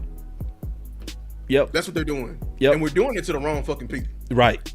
You need to be doing that shit to Osa. Let me put the camera on you. You need to be doing that shit to Osa right now. Because you talking about, well, we got people, we got somebody who know how to play the nose, we got somebody who know how to play the 3-tech. I mean, Osa's gonna be all over the place. Look, man, a jack of all trades is a master of none. And right now, Osa is not very scheme proof. And he does not fit this shit. He need to go. Half gapping. No, the first chance somebody offer you some shit from Osa, I'm sorry. That's all facts. this shit I'm seeing online on X, ooh, we should probably trade Kenny Clark. He's getting older. Fuck that. I'll keep a 35-year-old Kenny Clark than a young ass Osa. Osa is literally all his damn production has been off another man. We didn't see Osa since Micah. He disappeared. He didn't come back until we got Quinton. Boy, cooking. Boy, it's cooking. Nah, and see, this is what I hate about the offseason. When you talk about positional fit, right? And I'm just, and we, a lot of people, they did some research for me. He had about 30 snaps allegedly at outside linebacker, right? He was a Sam. I went and looked at him actually trying to rush the passer. It was boo boo. Yeah, he's good at. Like, all he he's good at only is, got a handful of them. He can set the edge. That's all he can do because he's strong. So put that strength inside. He had a game. He need to be inside. He had the game where he rushed the passer 4 times. He ain't get a pressure. Yeah, he need to be inside. It's wasting him.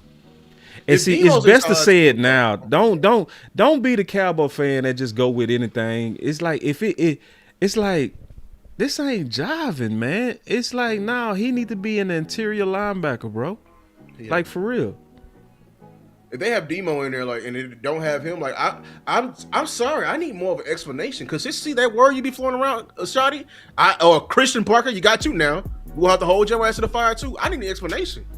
What's the criteria? Or Scott Simons, DFW, you know what I'm saying? Dallas Fort Worth. I need SMU. Come here. Why you don't see him as your guy for your room, your inside linebacker room? What's your criteria? You are a safeties and DC background. He fits you. Mm-hmm. He's a former safety. What the fuck you don't see in him, but you don't see in nobody else. We already started on the back. What I'm smelling is that McDonald's at home bullshit. That's what I'm smelling. And I'm telling y'all right now, I'm gonna set this whole shit on fire if we go cheap on this defense after having a historically bad season. Thank you. I don't think they're gonna go cheap, but they probably ain't gonna go super expensive either. I think they'll sign a couple free agents, and I think they're gonna draft with them two top 20 picks. They're gonna get 2 top 20 niggas to drop on that defense. And they're gonna sign a couple veteran guys to fit the scheme. They might trade for a aging guy like a Micah Fitzpatrick. They still got some juice. They might do some shit like that, but they ain't finna they ain't finna go crazy. That's not even their MO. This is one of the cheapest teams on outside spending in the NFL. Like, that's the thing that people don't understand. We don't want the Dallas Cowboys to necessarily just spend money recklessly, but they don't spend money at all. There gotta be some kind of balance to the shit. And that's they the could problem be with slipped under Schotty. the rug by not telling their hand. That sound like Schotty. Yeah, that's the problem with Schotty. Schotty move like that sometimes too. Sometimes. Somehow he just talk too much. Sometimes he talk too much. Sometimes he smoke screen. Sometimes that's good thinking by a Keystone. lot of times though. Yeah, like he straight the smoke offense screen for the whole offseason. He said the press conference what they was gonna do, but when they asked him directly about pick 12, he straight lied. Remember when he started saying we build through the perimeter? Remember he was lying like a motherfucker. He would know he was finna target that inside with Booker, you know. But when they asked him about 12, he lied. So Keystone right, like he could be smoke screening. But I just don't like the ideal of Marist on the outside. I am gonna do what you did here, and I'm glad you did the homework. You did the homework that I'm gonna do. I ain't do it yet. I wanted to go look at him actually play outside, see if I see any kind of outside linebacker traits. And I'm gonna go look at him at Notre Dame. He's a good Sam. 4-3. So he blitzed. You know what I'm saying? It wasn't like he was lined up on the outside. Like they just sent them. You know what I mean? Right. So you still have to use your imagination. But I wanted to see if he could rush the passer, and I ain't look at 2024. I ain't look at 2024 when he was them. I just looked at his attempts this year. Because I had enough time to do that. Because you can separate the film and shit. You just put in pass rush, and he got a whole little playlist. He was out there. He was out there. And see, I know you wouldn't bullshit, bro. Once he see it, he gonna say what he see. Again, first guy I'm gonna start with is Demo. Really excited about Demo. I know when I talked to Demo about both CP and Scott Simons, he was really excited.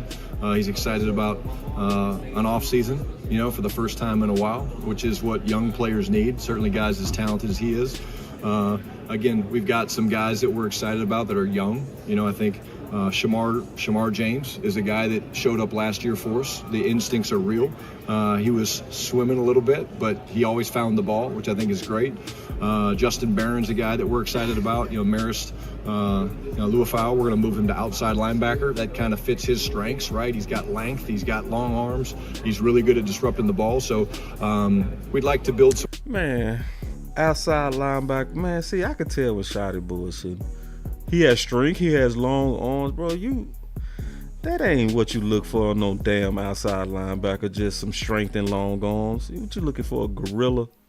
More depth there and find another guy or two. But again, we've got some young pieces that Scott and the entire defensive staff have to develop. He just told you find another guy or two. They just saying that, bro. Yeah. All right. He gonna be in the room, but he ain't gonna be a placeholder. Yeah, you gotta start somewhere. Because it sounds like they finna have Shamar back out there as a buck linebacker in a nickel package again. Well, that's based on what you have right now. They still want plans for the people that's currently on the team, but you can't have a plan for a free agent that you ain't signed yet or a rookie you ain't brought in yet. You just gotta talk niggas through it. They be in reserve roles, and they might really. I don't believe that they see that shit for Cuz for real. I think that he gonna bounce around. They might be doing some cross training shit with Marist, but I don't foresee Marist being a true outside linebacker. Your starting outside linebacker probably in the draft right now, because they said they want a mix of veterans and they said they want a mix of young guys. So they're gonna probably bring in an outside linebacker. They got some ties to the defensive line coach or the pass rushing specialist. Like they might bring in Bradley Chubb or some shit. They might bring in somebody that ain't got a super high cap hit, and then they gonna spend like a top 20 pick on the edge. They already told you that Eazy-E gonna have his ass out there playing the other outside linebacker spot. You could take that to the bank because they spent a second round pick on him. They ain't finna get rid of that experiment that soon. So defense already sounding sorry. I need to hear more than this shit. I swear to God, I need to hear more than this. Defense sounded sorry as fuck. Hold on real quick. Defense already sounded ass booty cheeks. What does this list mean, landlord? These are the former. They usually go get them. Yep. They usually pick a couple of people from these visits, don't it? Yeah, but look at the list. It's all defense. It's all DE and linebacker, dog. But to be fair, the corners What just are got in corners? today. They just got in today, so they're not on this list. It's not I'm updated. finna say. To be fair, So they wasn't in the building yet to interview. Yeah, they talked to Sis. They talked to multiple corners. Actually, Okay, I'm finna say. I was like, boy, I was getting nervous. Ooh, I was nervous as hell. I was like no damn. safety. He just got dog. I feel better now. Now, Hey, I'm gonna say this real quick, man, because I gotta go. Okay. I don't think we being all the way fair to the people, to the coaching staff, to be honest. Is there a possibility that with better teaching, a better coaching staff, that some of these players could be better? I know because we all are in agreement together collectively that Flus did nobody no justice. Everybody was bad under Flus. When it was probably like about 2 roses in the concrete. So with better coaching, better scheme, better teaching, do you not see better play from some of these players? Oh hell no! Nah, we do. I do. I'm fucking with you. I was about to say, bro. No, I do. I'm fucking with you though. Trying to be foul, man. No, bro, no. But I do gotta play this clip. I do gotta play this clip because I want us to stay focused on something that I don't think we focused on. And this is, and like Henny asks, how was I doing, right? Mm-hmm. And I was very serious when I said I'm frustrated before we started the show. It's because I listen, bro. Yeah, I mean, I think great players make great coaches. I think that whenever you form a defensive. Yeah, I mean, I think great players make great coaches. Yeah, I mean, I think great players make great coaches. Yeah, I mean, I think great players. Yeah, I mean, I think yeah, I mean, I think yeah, I mean, yeah, I mean, I think yeah, I mean, I think great players make great coaches. Yeah, I mean, I think great players make great coaches. I think that whenever you form a defensive structure, is about the players that you have. You definitely form a defensive structure is about the players that you have. Form a defensive structure is about the players that you have. Form a defensive structure is about the defensive structure is about the players that you have. Form a defensive structure is about the players that you have. You definitely have a mentality as a play caller, but I think that it's still going to be designed around the players that you have. Still going to be designed around the players that you have. But I think that it's still going to be designed around the players that you have. Y'all get the point. Yeah, but like if you listen to what he's saying, if he designed the things around the players that he has, that's gonna make them better. No, it will. He said the opposite. He said great players make great coaches. I understand that part, boss. So where's the great players? My question is, and that's why I'm just being honest. Where is the great players, dog? Like where? You don't know who you have. But I'm just saying, my problem is this, bro. Why we not pushing for great players on the D, bro? That is what's frustrating me. I meant that. I'm not when Henny said, Henny, but what I'm asking you, I asked you an honest question. Breathe. And ain't no way if Flus was to blame for most of this defense that we've been calling all season, a better coaching staff and better coaches will help your team, bro. Yeah, I mean, I think great players make great coaches. I think that you don't want to be foul. No, I'm just playing his words. I mean, like, bro, listen, you know what he mean by that. That's not a literal statement. That's not a literal. He literal. Literal. No, for real. Because this is what he's saying. Like so okay. Whenever you form a defensive structure, it's about the players that you have. You definitely have a mentality. Because if that's the case, we shouldn't hire him. He just talking? No, if he don't have dope players, he's limited of what he can scheme. But hold on, but hold on. You're not gonna have a team full of dope players. I ain't say team. But hold on. May I speak?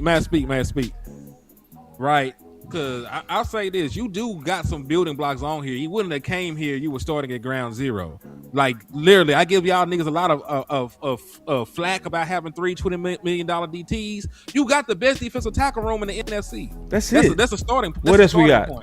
You also I'm gonna keep going. Okay. You listen. You can't judge what Donovan Izaraku is after one season with a bad coaching staff. You just spent a second-round pick on the man. You have no idea what he is. You can't say he's a bad player. I don't see how y'all don't see the Hold on, wait a minute. I just don't see Can I get to what I'm saying without sound effects, nigga? Man, no, man, you killing me. Cause I already told you I was pissed about this, and y'all trying to sell me that bullshit. I told you I was pissed about this. Before the show, I told you I was pissed that you trying to hype me up on a dude that's gonna take 3 years to cook. How you know gonna take? It always take them 3 years to cook. That ain't new. Niggas, there were edge this year had 10.5 sacks. What you talking about? Most of the time, it take these dudes 3 years to cook, bro. We know that. That's why we was always pushing for a veteran DT. Yeah, for defensive tackle, not no for all of it. The whole front take 3 years, bro. I've been saying that, and you know that. Well, Anderson was dope second year, dog. There's plenty of niggas that came. It ain't plenty. It's few. There's plenty. It ain't plenty, bro.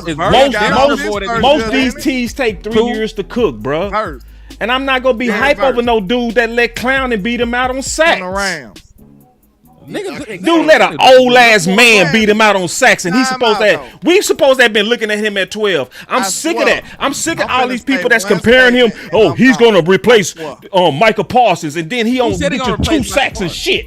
Like, I'm just sick of that. Stop hyping up these average ass dudes, man. We need some greatness on that D. I'm sick of it, man. That's all I'm gonna say, and I swear I'm gone. You ain't even let me get through my shit. Go ahead. My bad, bro. But I told you, Henny, I was mad about this, didn't I? So yeah, but listen, you being mad don't change the fact you ain't gave a nigga a fair shake. A fair shake, nigga. You gonna give him a second round pick after one goddamn year? Say what he is, what he is. I always say that they take 3 years to cook, bro. I don't believe that. I don't believe that for an edge, dog. I just don't. How long did it take Tank to cook? Shit, year 2 before he got hurt. Year 3 is before he cooked. He had 8 sacks a year 2, dog. No, he had 6. He had 6. Look this up. He had 0 the first year. He had 6. He had 0 the first year. I'm gonna tell you, hold on. He didn't turn up to year 3, bro. That's when he became Tank, the real Tank. Year 3. When did David Irvin turn up? Never, because he never played. Year 3. And David Irvin was when he turned up. Was a tackle. Yeah. No, he was a 3 tech. He played some edge too. Yes, he did. He was he an interior player. That nigga ain't a full time. But he did play some edge though. He did. But the point is, and everybody know, I've always been saying that. Like I said, 2015, 8 sacks. 2015, nigga had 8 sacks. He got hurt year 3. He didn't play 2016 really. I need to go look at them sacks, and you was right on that. But that still ain't turning up. Because if he was turning up, why was then he saying we need a war daddy? Because it's fucking Jones. Because this Jerry. Because he wasn't Jerry doing say shit like that all the time. Because he wasn't doing shit. That nigga had 8 sacks. I just don't see how. I can see how on my one bad hand, for cutting you off, Henny. On one hand, we say Flus was terrible. He fucked everything up. But then on the other hand, we can't improve with the coaches. I just think we can't have it both ways, man. That's all I'm saying. You gotta be able to be honest if you're gonna say that. We said honestly, and that's one of the reasons he was fired. When that man got fired, we was popping bottles, the whole nation, because we felt like he was stubborn. He wasn't teaching nobody. His defense was not working or gelling with these people. So, okay, if you say that, and we all are excited and we feel like we impressed by what we've been seeing by this coaching staff so far, this defensive coaching staff, it's no way you can say it's just gonna be they just done. Like, bro, Donovan Izaraku might come out and cook. Man, hold on. I got 2 soups I ain't get. I'm sorry, y'all. I'm not. Ain't nobody saying we counting on it. I'm saying, are they gonna get better in year 2? Y'all denying the fact that they should. That's crazy. There should be an upward trend in development, man. That's all I'm saying. Of course, it's gonna be an upward trend. But what I don't like is y'all literally ignoring the coach. That's what's frustrating. He said. Yeah, I mean, I think great players make great coaches. The man literally. All right, landlord, when you give your final words, bro. I'm gonna say this, bro. I know for a fact that he said that true enough, it happens. But I'm gonna tell you straight up, great coaches say that a lot. And it don't necessarily mean that they are shit, like they just trash. Greg Popovich said the same thing. I swear to God, Greg Popovich said the same thing. Without great players, I wouldn't be nothing. I would be trash. Do you actually believe that? They just being modest. They being humble. That's why players like to play for people that say stuff like that. That's not just a end-all, be-all statement, bro. I promise you it's not. Coaches say that shit all the time. They just being modest. They being humble. Coach a wide receiver too. Bet you don't do that. Go coach up Floyd Norton. Go get Floyd Norton, make him your number 2 then. Since coaches, you don't need Pickens. Just get a coach. You don't need Pickens. Get a coach. That'll turn them up. You ain't gonna hear that or you don't, because you want the great player. See, just like you want on offense is what I want on defense, bro. I thought it was a final word, nigga. My bad. What was my bad. I cut you off. My bad. What was he in Pittsburgh? Then he came here and turned up, didn't he? We coached him up. You can say that. He got dagged, man. He got turned up. Hey, them edges gonna have Quentin Williams, nigga. I guarantee you this though. When you tell them, hey, coach up the wide receiver too. Oh no, I can't take that. I can't give them pick 12. I try to give y'all pick 12 and say pick whatever you can go back. You can get I know. Now fuck coaching now. We need talent now. See, now you need talent. See, that's what I be saying, man. Y'all fucking me over, bro. And that's how y'all can get pick 12 because see now talent matter. See now talent matter. When I say, hey coach up wide receiver too, then go take Tolbert and coach him up. Coach him up. Did we not tell you we gonna give you 2 top? Oh, okay. You don't want to hear that now. Coach. It's only so far, coach. You can take you now. I know. I know. That's the only thing we gonna do. We didn't say, okay. You asked me what the talent was on the team, and then we told you. I just asked you. You cut niggas out too far for a nigga get through the whole damn talking point. You trying to put words in my mouth to say. Can I finish my statement real quick, man? Man, my fault, Y'all trying to put words in my mouth to say that. That's what I'm saying. Like, we just gonna stick with these guys. That ain't what I asked. I just said, hey, can they get better? That's all I asked. They can. And y'all went to saying, oh, that's what we just gotta stick with them. Y'all putting words in my mouth. I didn't say that. I'm just telling y'all, I don't like this roster that y'all be pushing, bro. I don't like it. I've been saying that. All right, man. I don't like it. Down, man. And I'm being dead ass honest, bro. I don't like Chubb. Let's give him Chubb. Let's go hype up the dude let's do the committee of defensive end like they did over there at the Blueprint. Is go do what they did at Seattle. That dude had 2 sacks and I love it. Man, fuck that. I ain't trying to hear no goddamn over no dude who got, go look at his film. What? 2 sacks? I ain't trying to hear that shit. For real. I'm just sick of that, bro. We need resources on the D. I'm sick of that. I'm sick of it. I really am. But when it comes down to the offense, they pay everybody and they get everything. And that's true. I did not lie. They pay everybody and they get everything. They paid the fullback, the tight end. They paid everybody. They finna give them 2 Lamborghinis. Oh yeah, and then they say we gotta have all of this, dude. We can't miss none of this. We gotta have every bit of this. Now we go give y'all scraps and say coach that shit up. Oh, man, because that's not how it works, man. We can't turn this water into wine. Like basically what he said, he needs fucking playmakers. That's what he said. That's what he's saying. Because when scheme schemes, you know what take over is playmakers, man. We can get top shelf without Crosby. Troy, can you put me a top shelf as a suggestion? Because no, he asked a question. He asked the question. Oh, can we? No. He asked the question. He ain't tripping. No, he didn't. He said we can't. Oh yeah, he is making a statement. Get his ass. No, that's what I'm saying. Like, because Boss got all my emotion right now. I'm done arguing with y'all. For real. I'm giving my 2 cents online, and I'm bagging out because y'all are not making any football sense anymore. Name the top shelf. Name the top shelf. Because here's my thing. The reason why I'm not okay with your playing last year because we already did it before. Right. You're going to tell me, oh, Chubb had 8.5. Fowler had 11.5. What the fuck are you talking about? And he had Micah. He literally had 11.5 with fucking Commanders.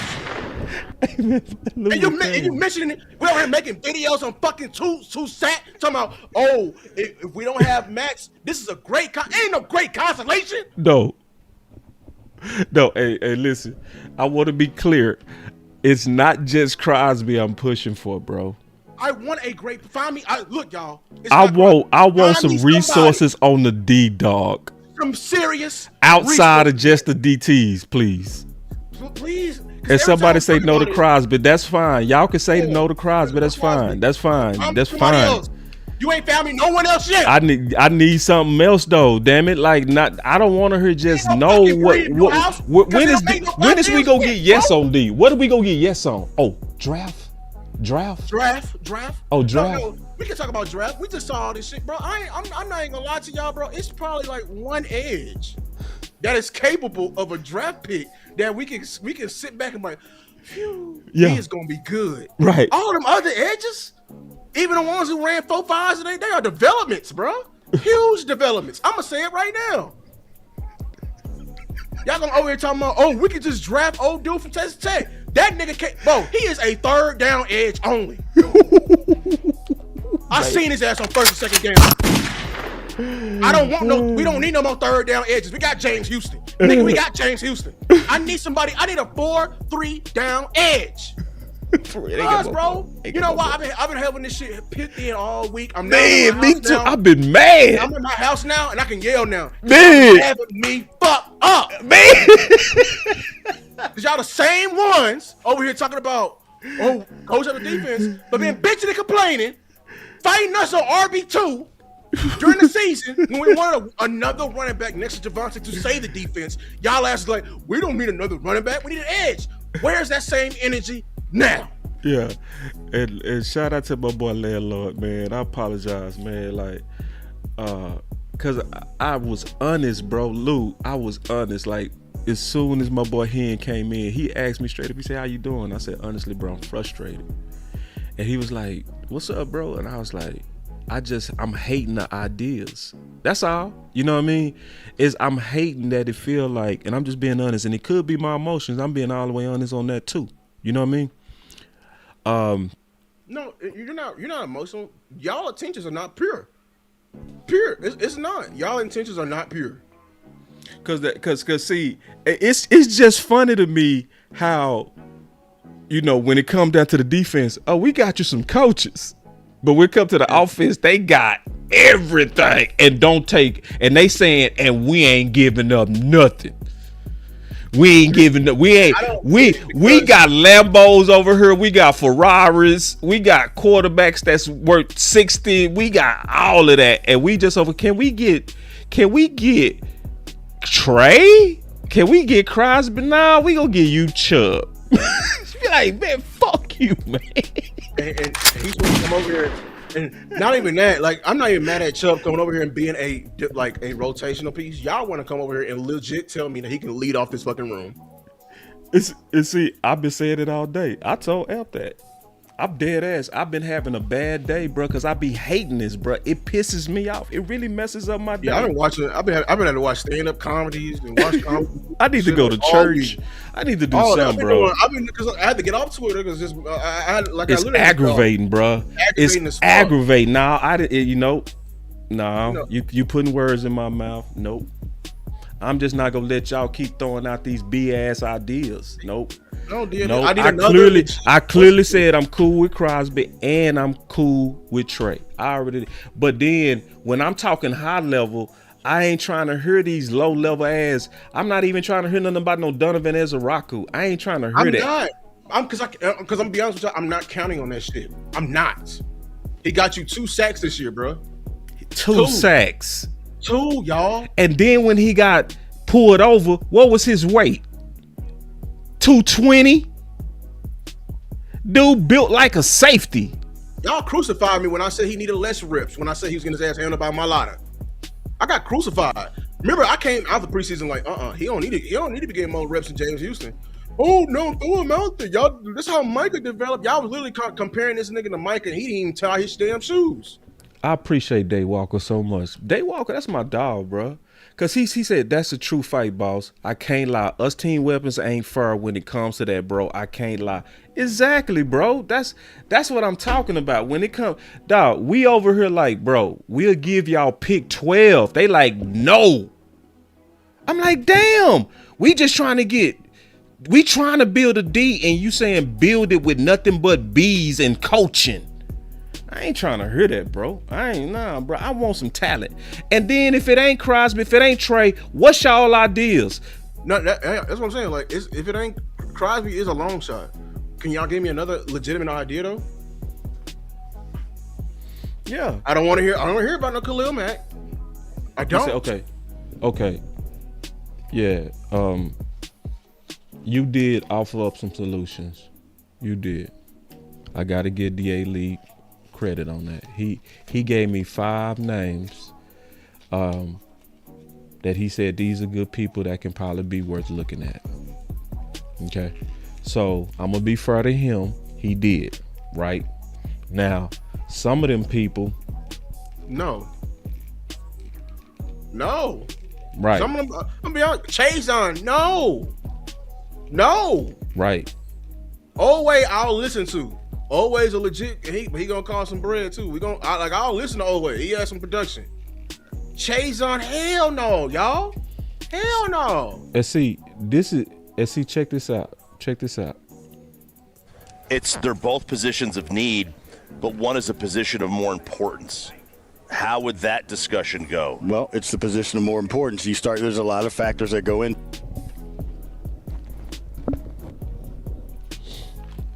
What did he just say? The position of most important is what you go with all the time? Yes. Okay. Mm-hmm. You got Clayton Adams clip? I can pull it. Mate, it would take me a while. Yeah, it takes. Okay, well, no, I'll show it. Let me see if I can pull it. But my point is, now you got Will McClay say you always go with the position of most value. You always, and it's like I'm honestly sick of getting fought on that. You know what I'm saying? And so, and this is, let me explain this, and then we can get off. I ain't gonna spend all day on this. I just want us to spend some time, and I'm gonna be fair. I'm gonna go look at DA list.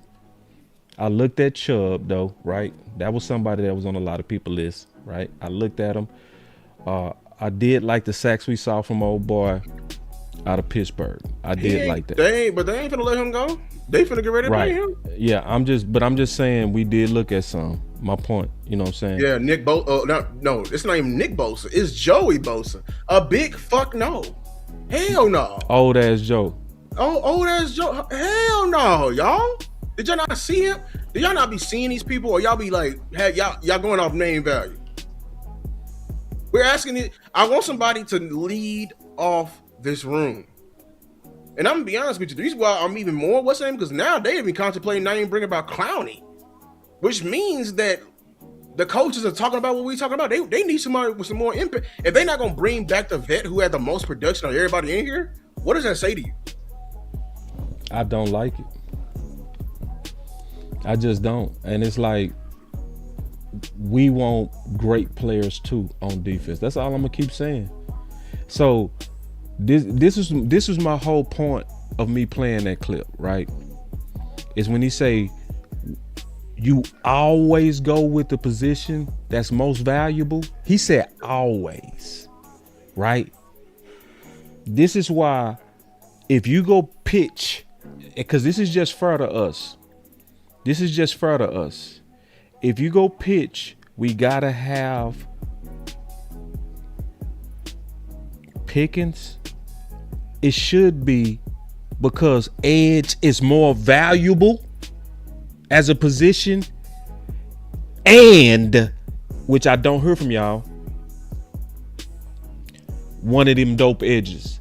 It should be no less than Trey or no less than Crosby. I like this name though, T-Church. You're right. Kevon Thibodeau. That we need to look at him because he actually. And I'll take a look. And he's in a loaded room. He's in a loaded room. Yeah, I'll take a look and see. And I'm giving y'all, but this is what I'm saying to y'all, and this is what I'm not getting from now, and this is what's frustrating me. It's not Crosby or nothing.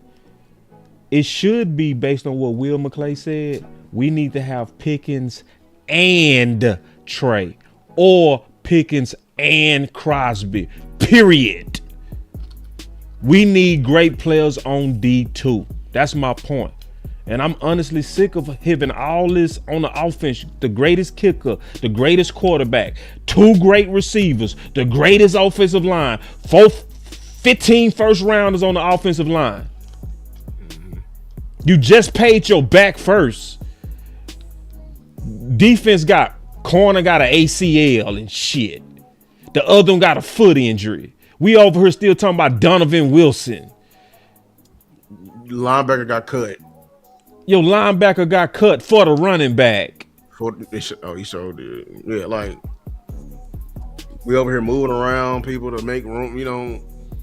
We got questions on Marist Liufau. It's like now you move him. It's like, can I get some good news on D, bro? Like I know we got to be patient and let them work, but I do got a right to be mad right now, bro. I'm like, yeah, man, I ain't liking this, bro. You just had the 4th worst defense in history, bro. You're not moving enough urgency like that shit ain't happening.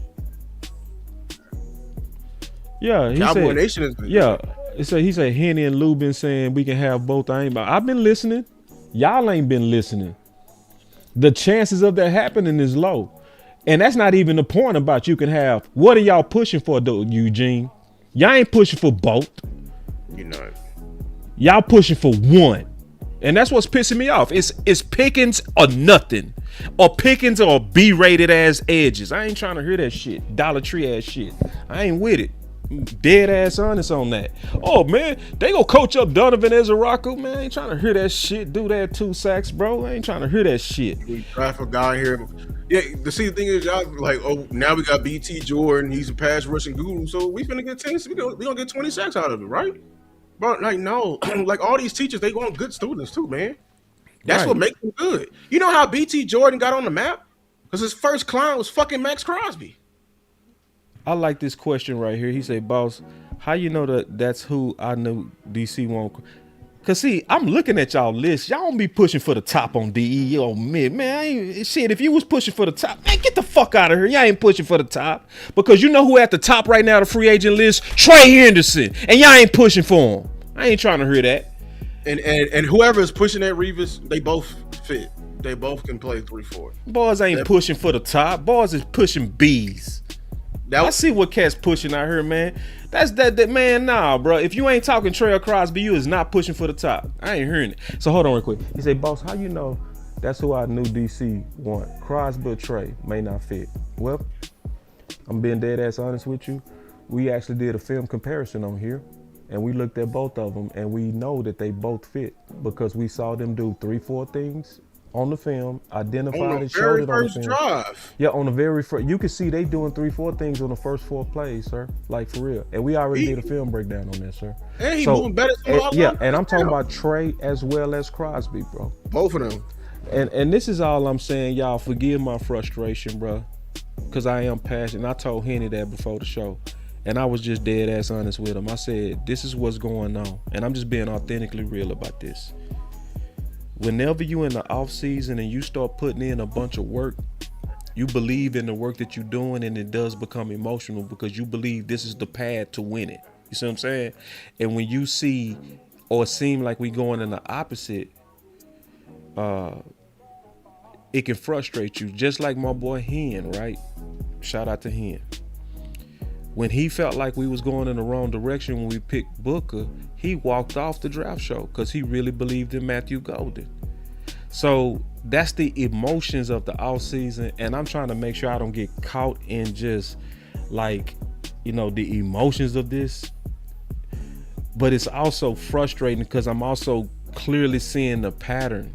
It's like it's a clear pattern to me that it's super top shelf offense on everything. We want everything. We want Lambos over there, and y'all, we like, hey, we'll give y'all a camera. It's like, bro, that shit ain't right, bro. Like, and I'm just being all the way right, like real about that. And I be seeing these proposals. It's like, who starts low? Like, who does what? See, what does David Mulugeta go do when he talk to Jerry Lou? Is he go come in there and say, hey man, we'll just go ahead and give you what you want, 34? No, he gonna start high. So people be like, boss, why you starting at the top? Shit, that's what I supposed to do. The defense was so bad. Start high, and then if they come down and it end up being Trey, okay, I'm cool with that. But that's why I'm always starting with the best. I'm starting with the very best, Crosby first, and then it's like after that, then and shit, like I'm saying, bro, like if you try, man, you never go in the club and pick the ugliest one first. You never do that. You supposed to shoot high.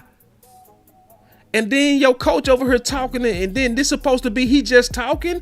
He said it 3 times. I think that whenever you form a defensive structure, it's about the players that you have. He said it 3 times. It's all about the players that you have. Yeah, I mean, I think, great players make great coaches. I think that whenever you form a defensive structure, it's about the players that you have. You definitely have a mentality as a play caller, but I think that it's still going to be designed around the players that you have. Damn, he said it 3 times. And you know how I know we are right and we on the head, and y'all, like, there is a right or wrong to this? Look at his previous coaching jobs. Where did he come from? He came from Philly. What was he coaching? The back end. The back end has talent. Quinyon and Cooper DeJean, and they got talent up front. Eagles had a talented defense. Where did he coach before that? Denver. Denver had talent. They didn't just say we could coach up these. They had talent too. All right, so.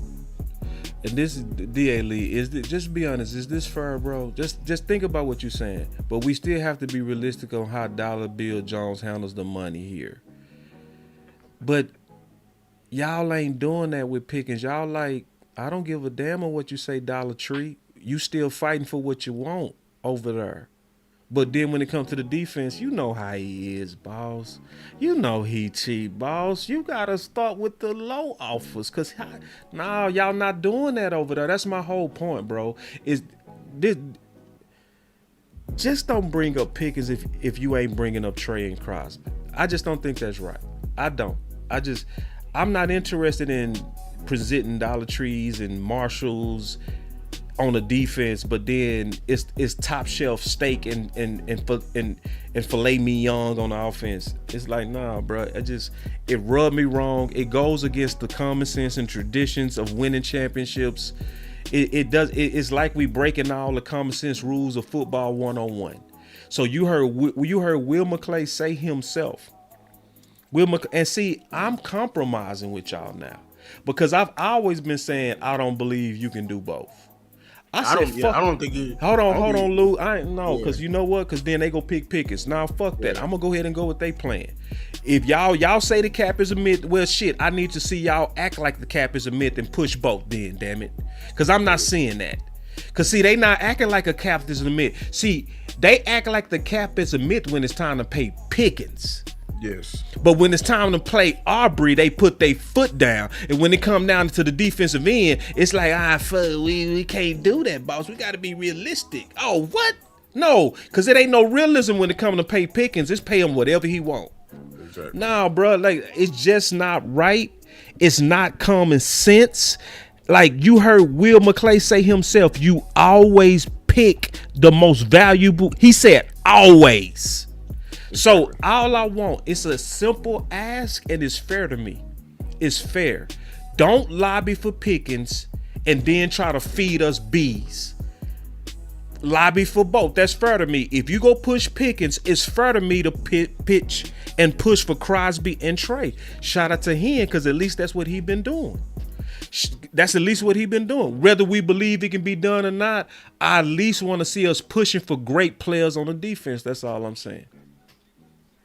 Yeah, and then D.A. was saying like, well, the Eagles, they drafted all their players. Well, I mean, just because we got to replicate their defense by having just draft picks, because at the same time, that same Eagles defense, man, they won a Super Bowl in 2024 and turned around not even months later and was going to literally sell their best player for Micah Parsons. And that's not true. They didn't draft all their players. They didn't. They put a lot of resources on their defense.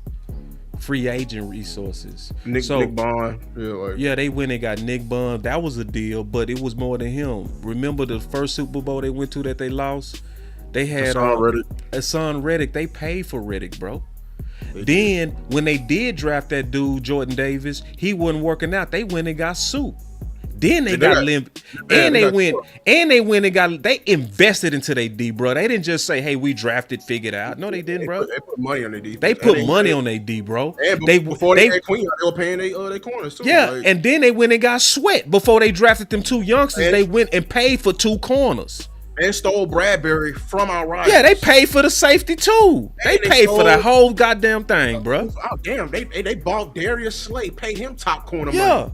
And they brought Where did Sweat come from? Was he drafted, or did they pick him up out of free agency? I don't know. I gotta look. I bet you he was picked up in free agency because I don't remember them drafting Sweat. I remember them drafting old boy out of Georgia, Smith. So no, they put money on that D-Dog. Hell no, they put money on that. I did mention Dijon because I was mentioning that he wants to play. He wants to coach good players. But y'all sitting there and telling me like just because he drafted them, we got to draft these too. That's the only way to get good players. We can't buy them. We bought a receiver. We bought a defensive tackle when we finally owned up and said like it's not going to take that long. Ezaraku is not going to. Ezaraku is going to get better, but it's still a developmental year. I'm not counting on a developmental year to be somebody to actually live up to his what's name. All we saying though, bro, without just like this is all we saying. We want to see that same energy that we have for Pickens on the defense too. And if we being fair, it's not. If we being honest, see, Daywalker Vaughn, he was honest. He was like, bro, that's fair, bro. Like, and that's all I'm asking is if we go fight, let's just not fight for one side. That's all I'm asking, bro. You know what I'm saying? And it's not right for us to be like, the kicker, hell no. You put your foot down on the kicker, but when it comes to Pickens, it's unlimited money. The cap is a myth. So it would just make my day if I saw us fighting for talent, like top talent. Like somebody that we know dope as hell on D. Like Tremaine Edmonds, right? Yeah. Who see somebody like that. Ain't nobody in Dallas talking about him, bruh. Or Cameron Curl. Yeah, some like real dope dudes. Real safety. I don't want no bottom tier. We need a top tier. Yeah. And if you saying like, why you? Well, y'all been pushing edge. Well, we've been pushing edge because edge is a high value position. That's right. So I want the most bang for my buck that I can get. I still want. We've been saying, and that's why we've been having to fight like hell last week in spaces and everything like that. Because people been like, y'all just want to get Crosby and stop. Like, who the fuck said that? I ain't say that. Nobody said that. And then we don't want to trade Pickens no matter what. We only honored 2 trade requests. One player for player, and the second one is Dan Graziano. That's it. Other than that, I don't want to trade Pickens if it's just for picks. Yeah. And I'm gonna tell you another thing I don't want. I don't want a team that's led by their offense. I don't want that. I don't either. That shit gonna lose. That's the shit. I ain't gonna lie. That's why I stopped arguing with y'all. Because y'all over here trying to change the fucking rules and shit. We are not going to win a Super Bowl ever led by them. I just don't want to be led by the offense, bro. I don't want Dak in his 30s throwing that bitch 40 times. 50 times and shit, bro. I don't, bro. I want us to no, bro. After seeing this past playoffs, that's the route we want to go, y'all. Yeah. We have quarterbacks that literally are worse than Dak, made it further than Dak has ever seen, literally coasting. Right. And it wasn't coasting on weapons. And then they were coasting on their defense, man. And there's one more thing that I hate too. Since I was able to let it all out today, just keeping it 100, I was able to let it all out. I don't think we really thinking about the code. We're not thinking championship football. We're not. Yeah, it's not. It's like, bro, the style of football team that we not trying to build, it doesn't sound like it's ready for the playoffs. See, Parker said that. Like Parker said, see that playoff? Been in it. Yeah, he been in it. He was like, it's different. You know what I'm saying? And I'm not hearing the fans preparing us for winter. It's like we out here with tank tops, and it's like winter is really coming, bro. Where our coats at? Where's the running game? Where is the stuff that travels in the cold? I'm not hearing no focus on building a team that's ready for the cold. I'm hearing a team that's ready for the summer. The spring.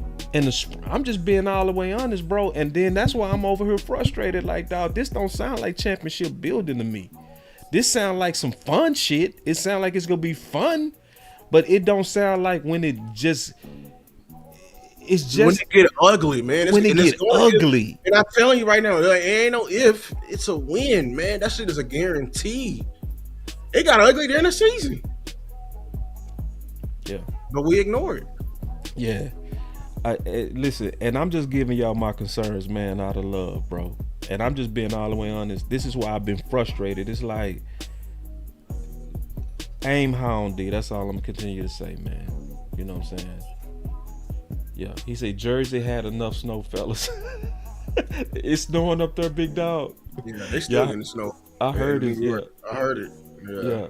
Hey, look, Ed just said it. That's true. Top heavy with skinny legs. Yeah, and we just talking real, man. That all I ask. I'm interested in the defensive ends by committee. I'm gonna give y'all a look at that. I just don't like that we lead off with that. I just don't. Especially, and then I'm not over here, Lou, where it was just Eberflus. It was just Eberflus. It was Eberflus' fault. Like, no, Eberflus got fired because he knew he had lack of talent and he didn't maximize that. That's why he got fired. Eberflus, there was a role where Eberflus could have saved his job. All he had to do was blitz a little bit more to show he was trying. And it's another thing too. I'm not over here like, if Clowney had all them sacks and pressures, wasn't he under that same scheme? Yep. Okay. So if the old man was able to get off, why wouldn't them young bulls it was exactly like what we talking about right now? That committee shit. We had that committee shit. 3 second rounders, y'all? Yeah, we had 3 second rounders and Fowler with 11 sacks. 11 and a half. I'm talking about fresh off. Like, that was a home run knockout of the park. We already did committee. And then y'all saying trust it again? Y'all at least ain't over here like, maybe we should put more talent on that. Maybe one guy. Just one guy. Like, let's give them like Trey. Let's give them some dope shit. That's what they was missing. You know, they would have looked That's a whole what they lot was different. missing. They would have Micah. They would have looked a whole lot different in that room. Maybe it's not. Okay, sure. Micah gone. We can't get that. But we need to aim for something that is similar to that. Yeah, aim higher, man. That's it, bro. I'm gonna give my final word. Cowboy Nation, we getting ready to start a draft show next week, so y'all be looking out for that. It's gonna be us doing it through DC Universe like we did last week. The last year, we had, I think, some of the dopest draft shows, period. So we gonna be talking about likely on the first show who gonna be some potential big nickels, right? Because Parker identified that as the superstar guy we gotta get that right? So we go start it off with that. So we gonna be looking at free agents as well as draft picks that could be that potential nickel. The nickel that fits Parker's vision. Because now I fully understand him. Because see, when I first was watching Philly, I really honestly didn't understand Cooper DeJean. I didn't. Just keeping it real. You feel me? When I was watching him play us game 1, I was like, why is he back there at safety? You know what I'm saying? But now I didn't understand why they was complaining about CB2. I'm like, damn, man, he played corner? And then I understand why. Now I understand he was the nickel. He was everything. He was everything, but he was special back there too. I could see the vision of what Parker did.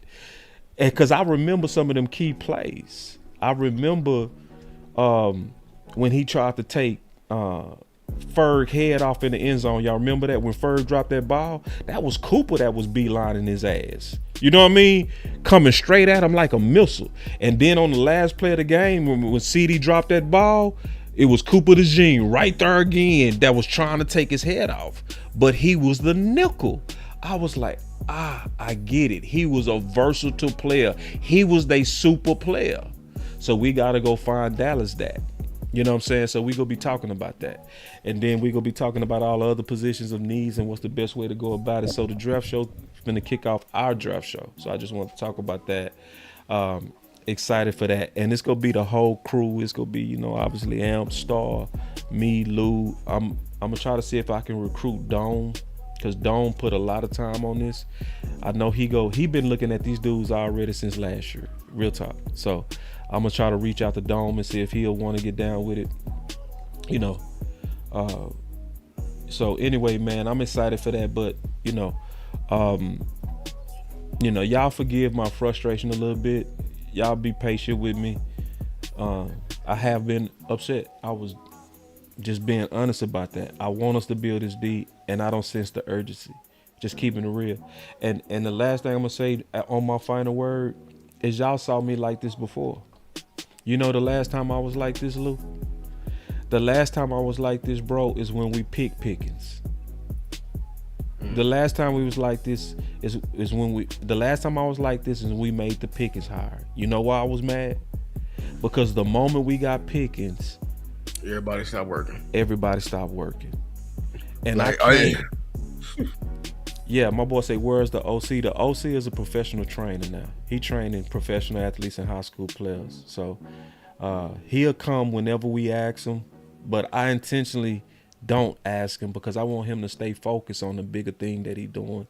I want him to continue to live out his dream of being able to train these professional athletes. So the OC will come anytime I ask him. We can do the final word whenever we say, but I want to retool it. I don't want to come back with the same old final word. I want to come back with a better final word, and I haven't retooled it yet. But just to go back to what I was saying, that's why I was upset, Lou. You know what I mean? Yeah. Because we got Pickens, and then I came on her, and I came on Boss Land and said it. I told Henny and Land this. I said, hey, bro, I'm pissed. And he was like, what's up? Because, they're my dogs. They was like, damn, man, why you mad, bro? And I was like, damn, bro, look at how all the energy changed. We was all fighting for wide receiver 2. As soon as we got it, it's like people was like, all right, we done. It's like, nah, bro. We still had to get one tech. We had a lot of stuff to work on. You know what I'm saying? And Henny said, you right. And then he started the campaign, Respect One Tech. You know what I mean? And then we got to work. You know what I mean? I'm upset because I'm feeling our energy and I don't like it. You know what I'm saying? And I'm just glad I'm in a place to where I can just be honest like that. And then my boy Hen got behind it. He was like, you right, bro. We ain't grinding on that one take like we. And he went to work. I will say, I tell the OC big dog, I'll make sure I tell him Day Walker. So if y'all see my anger, that's what it is, bro. Is I want us to focus on the D with the same intensity that we focus on wide receiver 2. And I'm honestly, frankly, sick of us acting like the way to win it all is with receivers. I'm sick of that. It's a team. We need a team. It's more than just, if we get the weapons, we good, and we act like that. I'm afraid that we go sign Pickens and people go do the same shit, Lou. I'm certain we go do that. We go fucking sign Pickens and everybody go say, we going to the Super Bowl. I'm so happy now. Now I can celebrate. No, the fuck you can't. Ain't no time to celebrate. The fuck we doing, man? Fucking get to work. That's my final word. Yeah, my final words is I'm gonna stay calm. I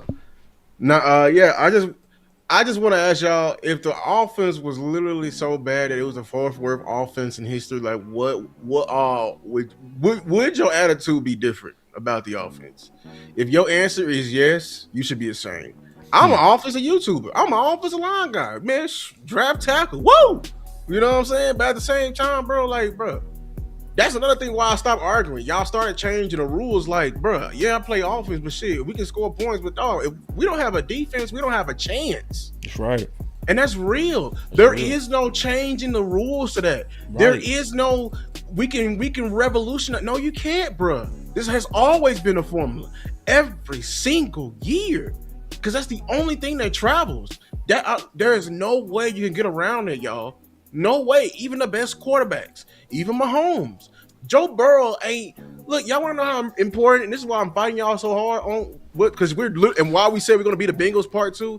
The last time the Bengals went to the Super Bowl, it was not because of that offense. It's because of the defense. Y'all can go that offense. They had the worst offensive line ever. Matter of fact, they was calling him They was calling Burrow the next Andrew Luck because he was getting like sacked 7 times in the playoffs, and they kept dropping back and throwing that fucking ball. The damn defense was playing out of their mind. They had so many. Burrow literally said we got to the Super Bowl because of the D. He literally said that. The defense and the kicker. Yep. They had Jesse Bates, bro. They had a younger Hendrickson. They had a dog on the other side of him. They had Awuzie from us. Joe did. They had dogs at linebacker. That defense for Cincinnati carried them to the Super Bowl. That's facts. But then they had a crucial decision: pay the wide receiver 2 or pay the defense. And they chose the wide receiver 2, and they ain't sniffed it since. I wonder why. Because you didn't make the responsible decision and actually pay the group. Keep that group together because we're gonna need that group no matter how you say it. We're going to need that group to go to where we're trying to get to. And I'm very disappointed because we literally just saw our defense was literally just giving it up every game. And we saying like, basically we're just going to aim low because that team was so bad. Pretty much anybody we can get is better than what we had. You know what I'm saying? We're just going in with a defeated mindset. Well, it is better than what we had. You know what I'm saying? We can go get a safety right now that's on his one leg, but hey, it's better than what we had. We can go get a linebacker for the cheap right now, even though he had all the red flags. But Kenneth Murray was the worst in the world. But guess what? It's better than what we had. Where is your pride? Your urgency. Like, where's your urgency? Yeah. Like all y'all Cowboy fans, that's why I don't argue with y'all on Twitter. Y'all ain't serious. I wish y'all stop talking fucking football. Y'all fucking hurt my brain sometimes. Talking about this shit. I played this game, dog. Got coached by on the highest of levels, and never was this shit ever uttered. Ever uttered. And the niggas who coach me are literally in the league. My offensive line coach got promoted. He's literally the Washington Commanders offensive line coach right now. The head offensive line coach for the Commanders. He did not believe in this shit. No. At all. At all, man. No, this shit ain't ready for the winter, bro. Well, this is not ready for the winter, bro. Bro, at every level, same. It's the same formula. We cannot get around this shit. We are not going to outshoot everybody. And here's the thing, y'all are not. It's just so bothering me, dog. They actually figured us out at the end of the season. Why we forgot that? We got locked up at the end of the season, dog. We did. Durante and Brian did it, and they didn't have nobody back there. That's it right there. Look, Lou. Defense, it does matter. That's man. the hashtag right there. Defense matters. I'm taking it. That's it. Shout out JT Wook, man. God dog. You know what I'm saying? That's the thing. I just think how we going about it, we are not prioritizing it, bro. I love the coaching hires. I love them so much. But y'all over here talking about, well, it's going to be the same thing for the offense. No. See, the thing is, that offensive line was so bad. We hired Clayton Adams and Connor Riley, and we also got Booker. We didn't just stand on our hands and what we did and be like, well, we good. No, we hired Schottenheimer, Junior Adams, and we go get Pickens. We got coaches and players. Why we can't see that's the same formula that it worked for the offense, it needs to work for the defense as well. And we didn't just go get anybody for the offense. We went to go get top of the top, creme de la creme. Right. The defense, we need that on the defensive side too, man. And that's my final words. Defense matter too. I'm gonna cut this music and say this part. I've been thinking about this too. I really been thinking about this. I just saw something that is very big. What my boy Roy just said. He said, I'm telling y'all, Vosh nailed it. He has an interview with Stephen Jones. Fixing defense was an alert. I just want to say this real quick. I've been thinking about that. I've been like, when is my boy Vosh going to get a chance to interview them Joneses? I've been thinking about that. You know, they say he got one scheduled with Stephen. First of all, if that happens, this is a epic ass day. For real, bro. Yeah. Like that's one. It's gonna be a signature day for the community, bro, and for him. Like to know that my brother worked from those humble beginnings to the point to where you now are directly seated with the people that make these decisions, and you get to ask them questions that could potentially influence the organization. That is like beautiful. And I love it. Shout out to Vach, bro, and shout out to Aisha and different people that are representing the YouTubers within .com, bro. This is just, I'm like floored right now. If that happens, I'm just like, damn, bro. You know what I mean? And I want to say this about Vach because me and Lou, when we went to training camp, Lou never met Vach officially at that time. And you know, I forgot how me and Vach talked, but some kind of way we linked up or something, right? And I said, hey, bro, Lou never met you, bro. You know what I'm saying? And he said, yeah, I'm going to come by and see y'all. You know, now, keep in mind, he busy as hell, okay? Right. They say it's a recorded interview. Either way, I don't care if it's recorded or live. I just care that he did it, bro. But that's why I wanted to cut the music. And I was on my way. I had a little mama with me that had me late, right? And I hit up Vach. I said, hey, bro, I ain't going to be able to make it, but Lou go be up there. You know what I'm saying? And when I walked in, Vach was sitting there chopping it up with him. You know what I'm saying? Busy as hell. And then then I walked in, I said, damn, bro, I thought you would have been gone. He said, nah, bro, I was just waiting on you. I want to make sure I shook your hand before I had to get up out of here. You know what I'm saying? And we chopped it up. And one of the things that I love that he said, bruh, he said, I'm always a YouTuber. I'm never going to stop being a YouTuber. And I know he mean that. And he moves like that. He does. He moves. Like, everybody don't move like that. That's why I always said the best thing that ever happened to him was when the volume separated. Because guess who was still there for him when the volume separated from him? YouTube. The YouTube community. His supporters still carried him as he was now starting to bridge into a new opportunity with .com. And one of the biggest honors, and I'm just keeping it real, bro. I'm keeping it real. Is when we was doing the draft show last year, and Vach was watching us. He told us. He said when he was off the air, because when he was off air, they was rotating segments. He said had us on the phone. He was watching us on the phone as he was in the palace. See, that's how much you know he's still one of us. You feel what I'm saying? That even, you know how many people would have forgot about everybody in YouTube sitting where he is? And he's sitting at the highest seat and he was watching us. And he kept up with everything. Because then when I talked to him that week, he said, boy, Star was slapping your ass, boss. He said, boy, Star was slapping your ass. And it like he was watching. So I just want to say that, man. Shout out to him. Shout out to Aisha, because she was the first. He was the second. Mm-hmm. But I just want to cut the music and just kind of respect that, even if it's a pre-recorded interview, this is a pivotal moment for the space. It's something that deserves silence and recognition for the hard work of the whole community and the people that's still believing and dreaming, right? You know?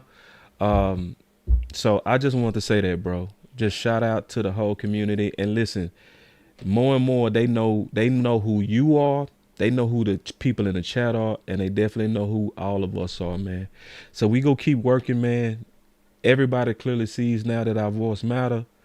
But into the next live or into the next show, we out. You know what I forgot to do? Read the ad. Forgot to read the damn ad. So I'm gonna throw on the music though for that. Nah, I'm throwing this.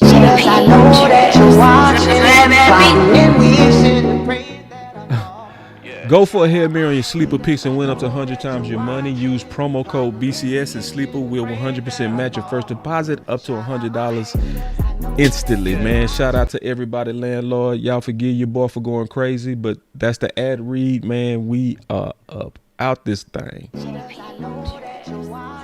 Y'all take it easy, man. We out. Shout out my haters. I know that you watching. Shout out my haters. I know that you watching.